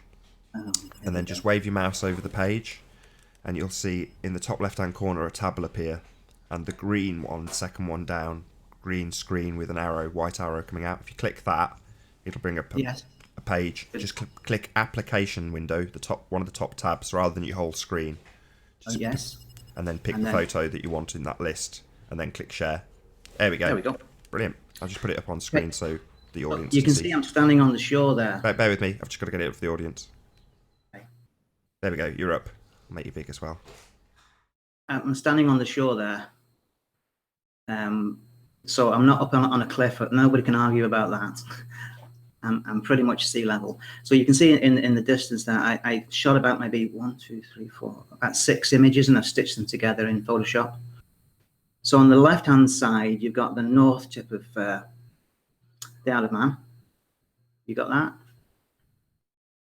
Yeah, it's looking good. Yeah, and on the right-hand side, I've darkened that one and increased the saturation so you can actually see. And I've put a little arrow there saying "Calf of Man." If you can enlarge that, or maybe it's not good in the Hangout. But the little island at the end. Now it was choppy yesterday, and you do get that sort of funny, milky band across the horizon. But you definitely see the Calf of Man, and that's 415 feet high. And my eye level was about 5'6" when I got that image. I've seen the Irish Sea like a mill pond, and similar weather to what we had yesterday. And you can see the Calf of Man in its full mass, with no banding or funny things happening on the horizon.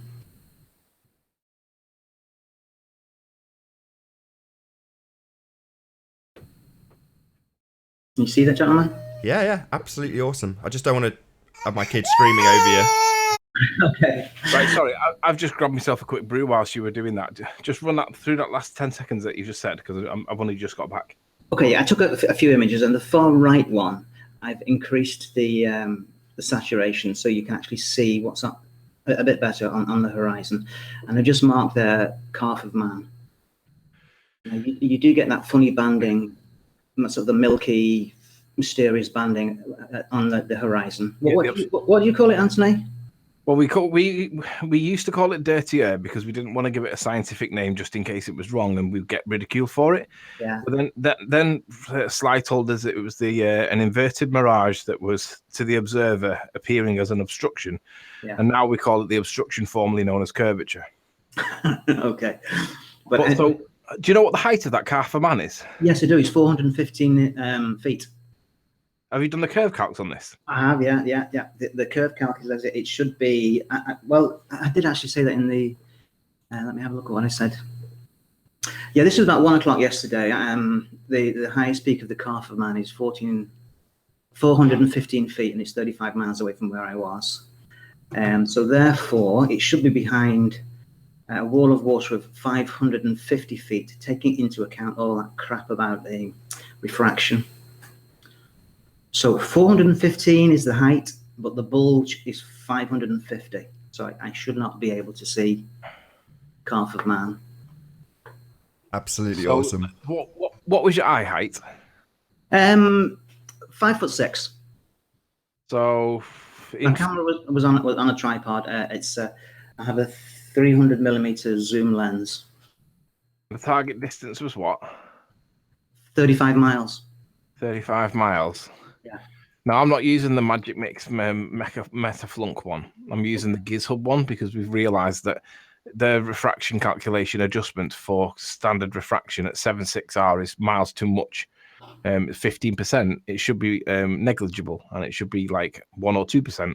So I don't use that anymore because the idiots have even put it there that even behind all the refraction, it still shouldn't be seen. There's still a 550-foot drop, and we're looking at something that's 415 feet high. So that they've shot themselves in the foot by saying that. Right. But anyway, what's the calculation that you do? Do us a favour. I've just dropped a link in the side chat there. It starts with Dizib. Just click that and then do the curve calcs on it so that people can see it. Sleeping Warrior, is that what? Yeah. No, in the side chat, you know where you shared your screen before? Yes. It's got the little link in blue. Oh yeah, chat. Okay. Well, Earth curve calculator. Yeah. So you just have to, you've got to go through the same process again and just change your application window. So just move your mouse over the page with the Hangout, go to the green box with the white arrow. Okay, I'll get this. Yeah. Where's he gone? Be a dab hand at these Hangouts by the end of today. And what am I looking like? Okay, and then there we go. Screen share. And I'm looking application window again. Yes. That's it. Yeah, and then just pick the curve calculator window. Yeah. It's not giving me what I opened there though. Do I drag it in? Do I? No. So click the green arrow with green box, white arrow. Click on application window tab. Click on the window. So scroll down until you find the window that you need. Click it and then click share. Application window. Yes. Yep. Yeah. What's this one here? Gentlemen, I'm not doing very well here. It's okay. Right, you just picked the wrong app. Do that process again, but where you go into the application tab, you need to actually pick the window that's got the white box in it. Okay, let's try again. So just click the button again, and then it'll bring up the box, and then click application window. But then in that tab, you've got to select the window that you want to show, which is the one that's got all the curve calcs in it.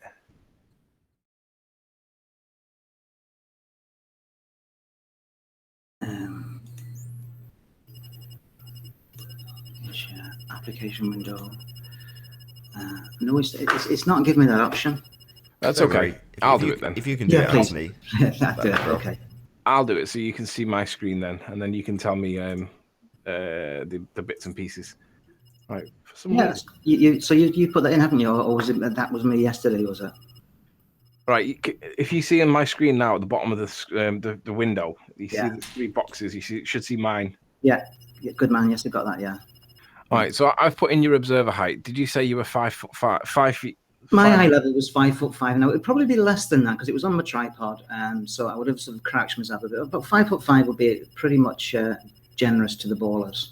What we'll do is if we'll give them 6 because it's a round number. Okay, that's fine. Yeah. The target distance is 35. Yes, that's what right. That tells us now is that the hidden height should be 682 feet below the horizon. Yeah.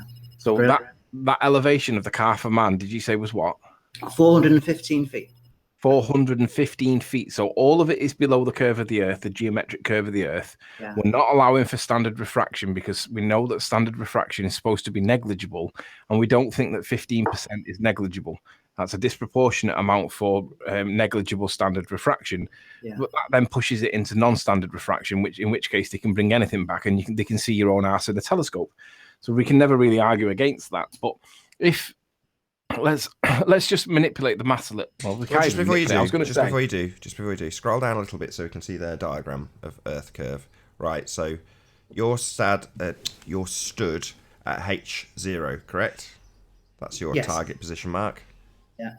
And then your target that you're looking at, this calf of man, is H1. Yeah. And this nice simplistic diagram shows you that we should not see it, but yet there it is. Yeah. I see it quite regularly as I walk the dog down on the beach, but things change by the hour in Ireland. That's right. But yesterday it was really, really good, except the sea was a bit swollen, but it's there. I can't deny it. Could you bring the image back up so we can see the picture again? Oh, yes, hopefully.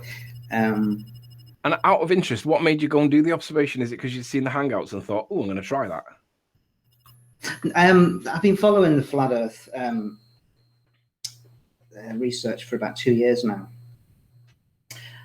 So I came across Nathan purely by accident, really. No, it was actually you. You mentioned about seeing Ireland from St. Bees. Sure. You don't speak about that anymore. Have you sort of shelved that, or what happened? Yeah, there? we got it wrong. Basically, the length of the camera could see was 41 miles, which immediately eliminates any possibility of seeing Ireland in that picture. Well, we do talk about it. The claim in the video was that the floaty land that was being questioned was it Scotland? Was it Ireland? Was it Isle of Man? Whatever that land was, I was aware at the time that that land was very low and it shouldn't be seen. Now, the problem was it was seen, and it was like the Calf of Man. It was like you asking about the Calf of Man and saying, what is this land? But you know that it's Calf of Man because you have all the other contours that go with it. Yeah. But in my case, I only had the point where Snaefell and whatever the next mountains were where they drop off. And I knew that the rest of it wouldn't see because it was very, very low-lying land. It sits behind this band of atmospheric distortion or atmospheric obstruction that was previously thought to be curvature, but argued to be other things. But essentially, I knew that I wouldn't see this land. And when I looked at this land, I was like, whoa, what's that? It's not supposed to be seen. Whatever it is, it's not supposed to be seen. So the question mark was, what was that land? Now, the answer is, it's Isle of Man. But they don't understand that even though it is, and I accept that it is the Isle of Man, it's still supposed to be behind the curve of the Earth. So it's the same as you saying, well, what's the Calf of Man? Unless you knew that it was the Isle of Man, it's like you saying, what is the Calf of Man? And the answer is, well, it's the Calf of Man, but for me, it was supposed to be behind the curve of the Earth. Now, for you, it's supposed to be behind the curve of the Earth, but you know it's the Calf of Man. So you know that something else is going on. But I didn't know that at the time. I didn't know what was going on, and that was what I was asking. What is this land? Because if it's the Isle of Man, then we have a problem here. And it still hasn't been addressed. The Rumpus claims it matches with the curvature of the Earth calcs, and it doesn't. He's literally misrepresenting the curve calcs. But you saw chimney stacks and a boat that was delivering coal to a power station. What you described and what you didn't know at the time was very much the Kilroot power station. I agree, and I'm still not persuaded that the power stacks or the smokestacks are not in the image because I see them. I don't know what they are. I have to, if I accept that it's the Isle of Man in what I see, and I do accept that because of the preponderance of evidence that supports it, it means that the smokestacks are either not in the picture at all and they just look like smokestacks, or there are smokestacks but I can't find them, so which bugs me because I wanted to know what they are. So You could see the Kilroot. No question about that, because the way you described it and not knowing what it was, I knew exactly what you were seeing. Yeah, it's difficult because the scale of it now has been settled, and we know that it is the Isle of Man. Yeah. But I still can't find the smokestacks. So whatever it was in that picture, I can't find it. Unless the atmosphere gives it to you again. Or it was a temporary structure on the day that there was a tall something like a crane or something, and it just so happens to look like something else. Okay, well that's fair. That's fair enough. But anyway, we've got the Calf of Man. I've just put up on the screen there a weather balloon shot of the Isle of Man. Can you see that? Mm-hmm. And the little bottom island there is the Calf of Man. And it's 400 feet. That's actually a stronger observation than my own observation. Yeah. I'm getting 415 feet. Seriously, well done. That's an excellent observation, Mark. Yeah, it is. What were you saying then? You're going to get a what? No, the 415 feet comes from Ordnance Survey. I've not measured the height of the place, but I'm going by what Ordnance Survey tells me. That's interesting. Let's have a look and see what it says on Google Earth for the same peak. It should be about 380 on Google Earth. It's difficult to work out where the peak is actually. It doesn't. Not very many people addressing it in chat, Mark. Sorry? Not very many people actually addressing what you've just presented. Lots of attacks at Anthony and myself, but no one's actually addressing what you've just demonstrated. So I'm going to ask the chat quite specifically, why is it that this gentleman has seen the Calf of Man when it should be behind the curve of the Earth? Seems like these flat Earth observations are far more common than we first thought. But here we are again, with another guy with a camera just pointing at the Isle of Man, and what do you know? Stuff that should be long, long gone behind the curve of the Earth, which isn't there, is visible. So basically, according to their model, you would need to be at an elevation of around about 250 feet, it appears. I do have 350 feet. A video of what I was doing yesterday as well. It's a bit noisy because of the wind. Shall I post it? Yeah, brilliant. Sorry? Brilliant, yeah, play it if you can, Mark. That'd be ace.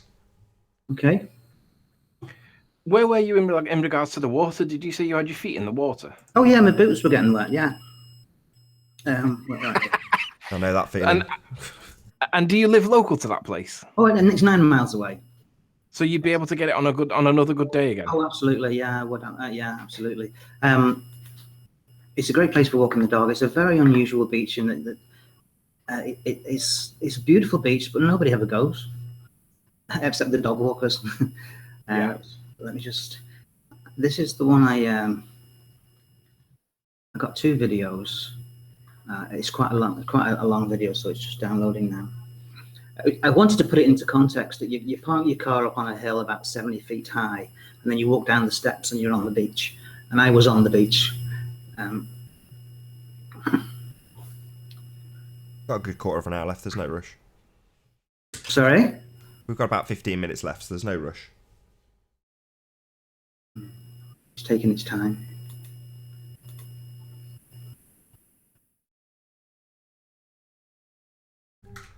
I'm really pleased you've come on, Mark. So, for all the naysayers in the chat saying, this is getting dull, and yet you and Miles and LK and Rumpus and Slice Barcane all seem to be very, very interested in it.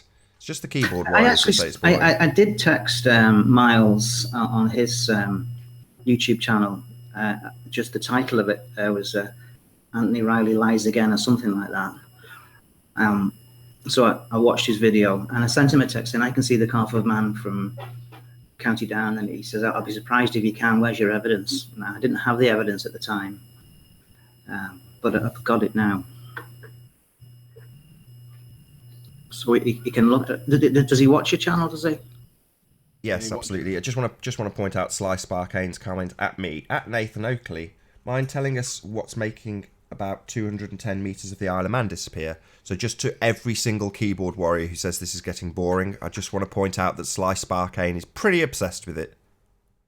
Any chance you can explain to us? I'll tell you.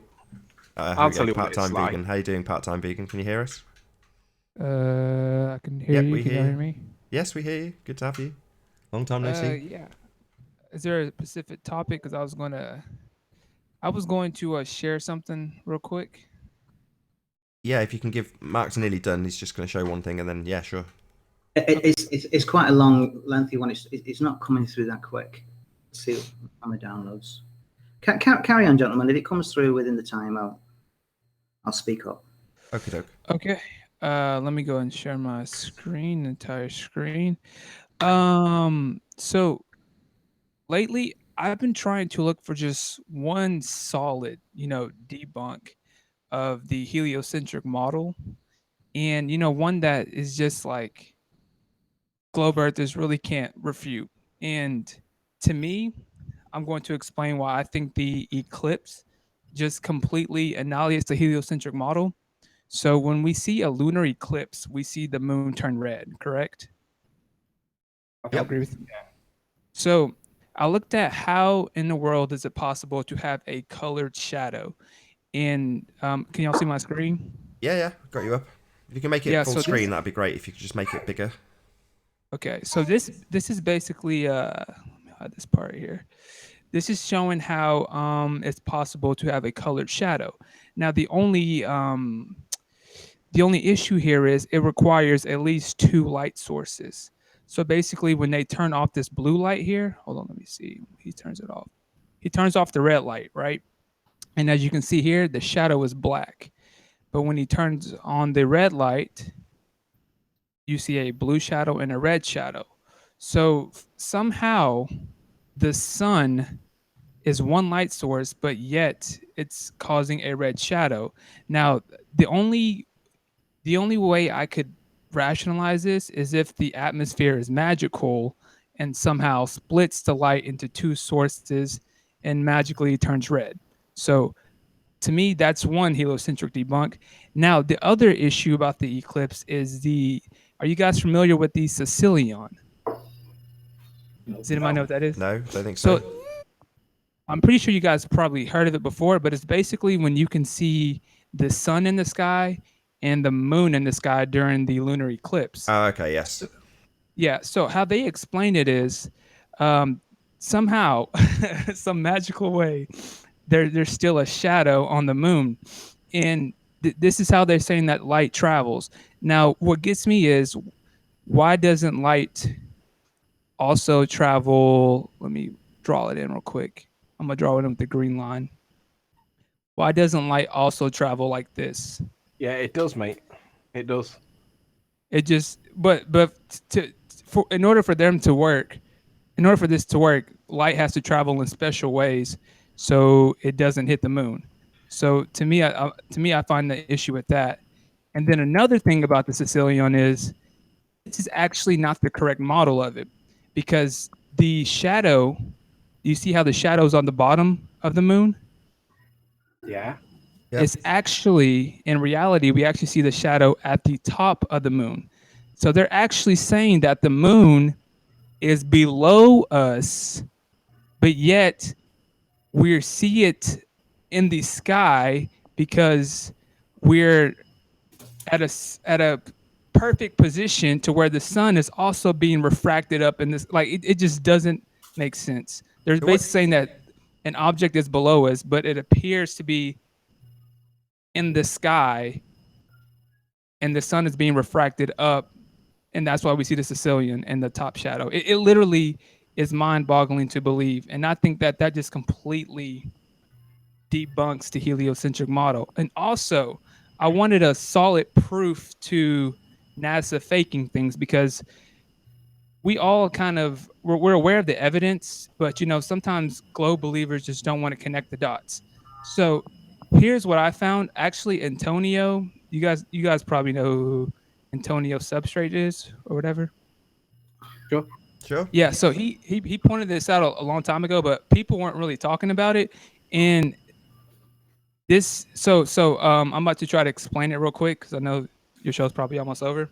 But this is a can you also see my screen? Yeah, you're up. You're presenting. If you could just make Yeah, it full okay, screen. so- That'd be brilliant. Full screen. Okay. So this is a the lunar module was connected to this, right?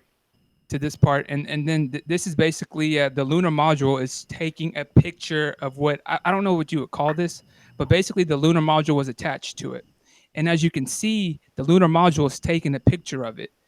So this picture was taken from the lunar module, and as you look, you can see the backdrop is the moon. Okay, so you see the backdrop is the moon. Now we're about to see the perspective. There's a camera on this little thing too, and it's going to show you a picture of the lunar module. So keep going, keep going. And as you see, the lunar module also has the same background or the same backdrop as whatever this machine is. The thing is, that is geometrically impossible. So I try to map it out so you guys can better understand. If you have two things, so let's say this is the lunar module on the right side. This is the lunar module, and I'll go ahead and paint this red. On the right side, on the left side is going to be the attachment. If you have two objects that are looking at each other like this, hold on, let me draw an arrow so you guys can see better. Blah blah blah. And blah blah. So you have two objects looking at each other, right? It is impossible for them to have the same backdrop. It is literally impossible. And the fact that they have the same backdrop proves that this has to be fake footage. The only way, like okay, so I try to play devil's advocate here. I was like, well, maybe the lunar module was up here. But if the lunar module, let's say the lunar module is up here, right? And it's looking down at the object. That means that the object is looking back at it. The lunar module, the backdrop of the lunar module would just be space. And I know it's kind of complicated to understand what I'm saying, but do you guys kind of see what I'm saying, or do I need to explain it slower? No, I get it totally. No, I understand. You Yeah, can't so- see the same Can- thing can behind I- two things looking at each other. They can't have the same thing behind them. Right, Do right. you mind if I angle a point of criticism against you? Not from me, from Sly. He says, please ask part-time vegan to first display that both the LEM and the CM were shot at the same time. Is that right? To demonstrate that they were shot at the same time. Yeah, his words are, please ask part-time vegan to first display that both the LEM and the CM were shot at the same time. Oh, well, to my knowledge, this was live footage, and they were basically consecutive footage. So it showed it from the CM, and then it showed it from the lunar module. Unless you're saying that this isn't live footage, which then again, it's still a lie either way you want to put it. But granted, this is true, then this is proof that we have fake footage or we have fake live footage. So pick your poison. There you go, Sly. I hope you've had a response to that. I hope you accept the response to that, rather. We've got about 5 minutes left. I'm not sure if Mark, if you wanted to present your video. I've got it here now. Yeah, hopefully. That's what. Mark, would you do us a favour? Would you send the composite on an email to me? I've sent you a link in the side chat of the green text. Well, let's just worry about that afterwards because we've only got a few minutes left. If Mark can play his video just first because he's spent a while queuing it up. Hopefully, I can get it for you, gentlemen. Now, application window. Listen, we'll do it next time, gentlemen. Mark, could you come on tomorrow? Sure, I could. Yeah, what time? What? Yeah, I could. Yeah, what time? About 9, 10 o'clock, 11 o'clock. No, it's going to be tomorrow afternoon, actually. No problem. Tomorrow I've got things on in the morning, so it'll probably be mid-afternoon. No, not mid-afternoon, midday onwards, something like that. Okay. Well, in any event, could you... I can only do the morning tomorrow. But right, listen, I'll send you the same email that I sent to Nathan, and you can analyse it. Yeah, has it got the composite in it? Yeah. All right, I'll get Nathan to forward it me. It's fine. Okay, it's quite a large file, so you can focus in on, and you can enlarge it quite well. That's cool. That's what I wanted to do. I wanted to see how much of that distortion or that obstruction on the horizon that you got compared to what I got. Yeah, but I'm confident that on another day when the iris is like a mill pond, I'll get the whole mass of the calf of man because I've seen it before. Excellent. We've got them. Yeah, we have got them, and we can keep getting this information over and over and again. And the more times we get it, the less likely they'll be able to argue that it's non-standard refraction, because the further away from the norm it goes, the less likely it's ever going to be the same conditions and the same effects on the same conditions on another time. It's very unlikely. Yeah. Oh, the Earth's flat, boys and girls. Mark, have you known that the Earth was flat? Is it like, I know you said you've been looking into it for 2 years.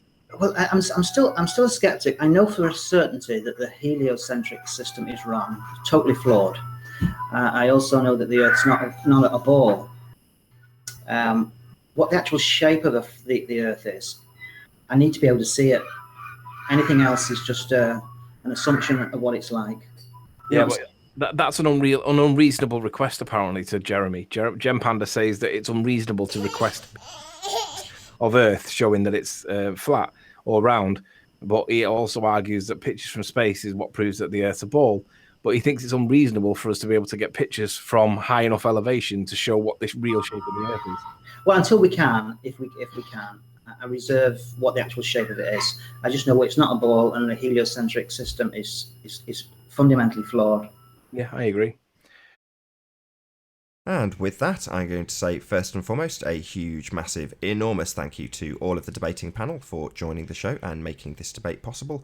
And of course, a massive thank you to all of the live audience for tuning in and sharing this debate. If you've not done so already, be sure to like, comment, share, and subscribe. I've been Nathan Oakley, and I'll see you all in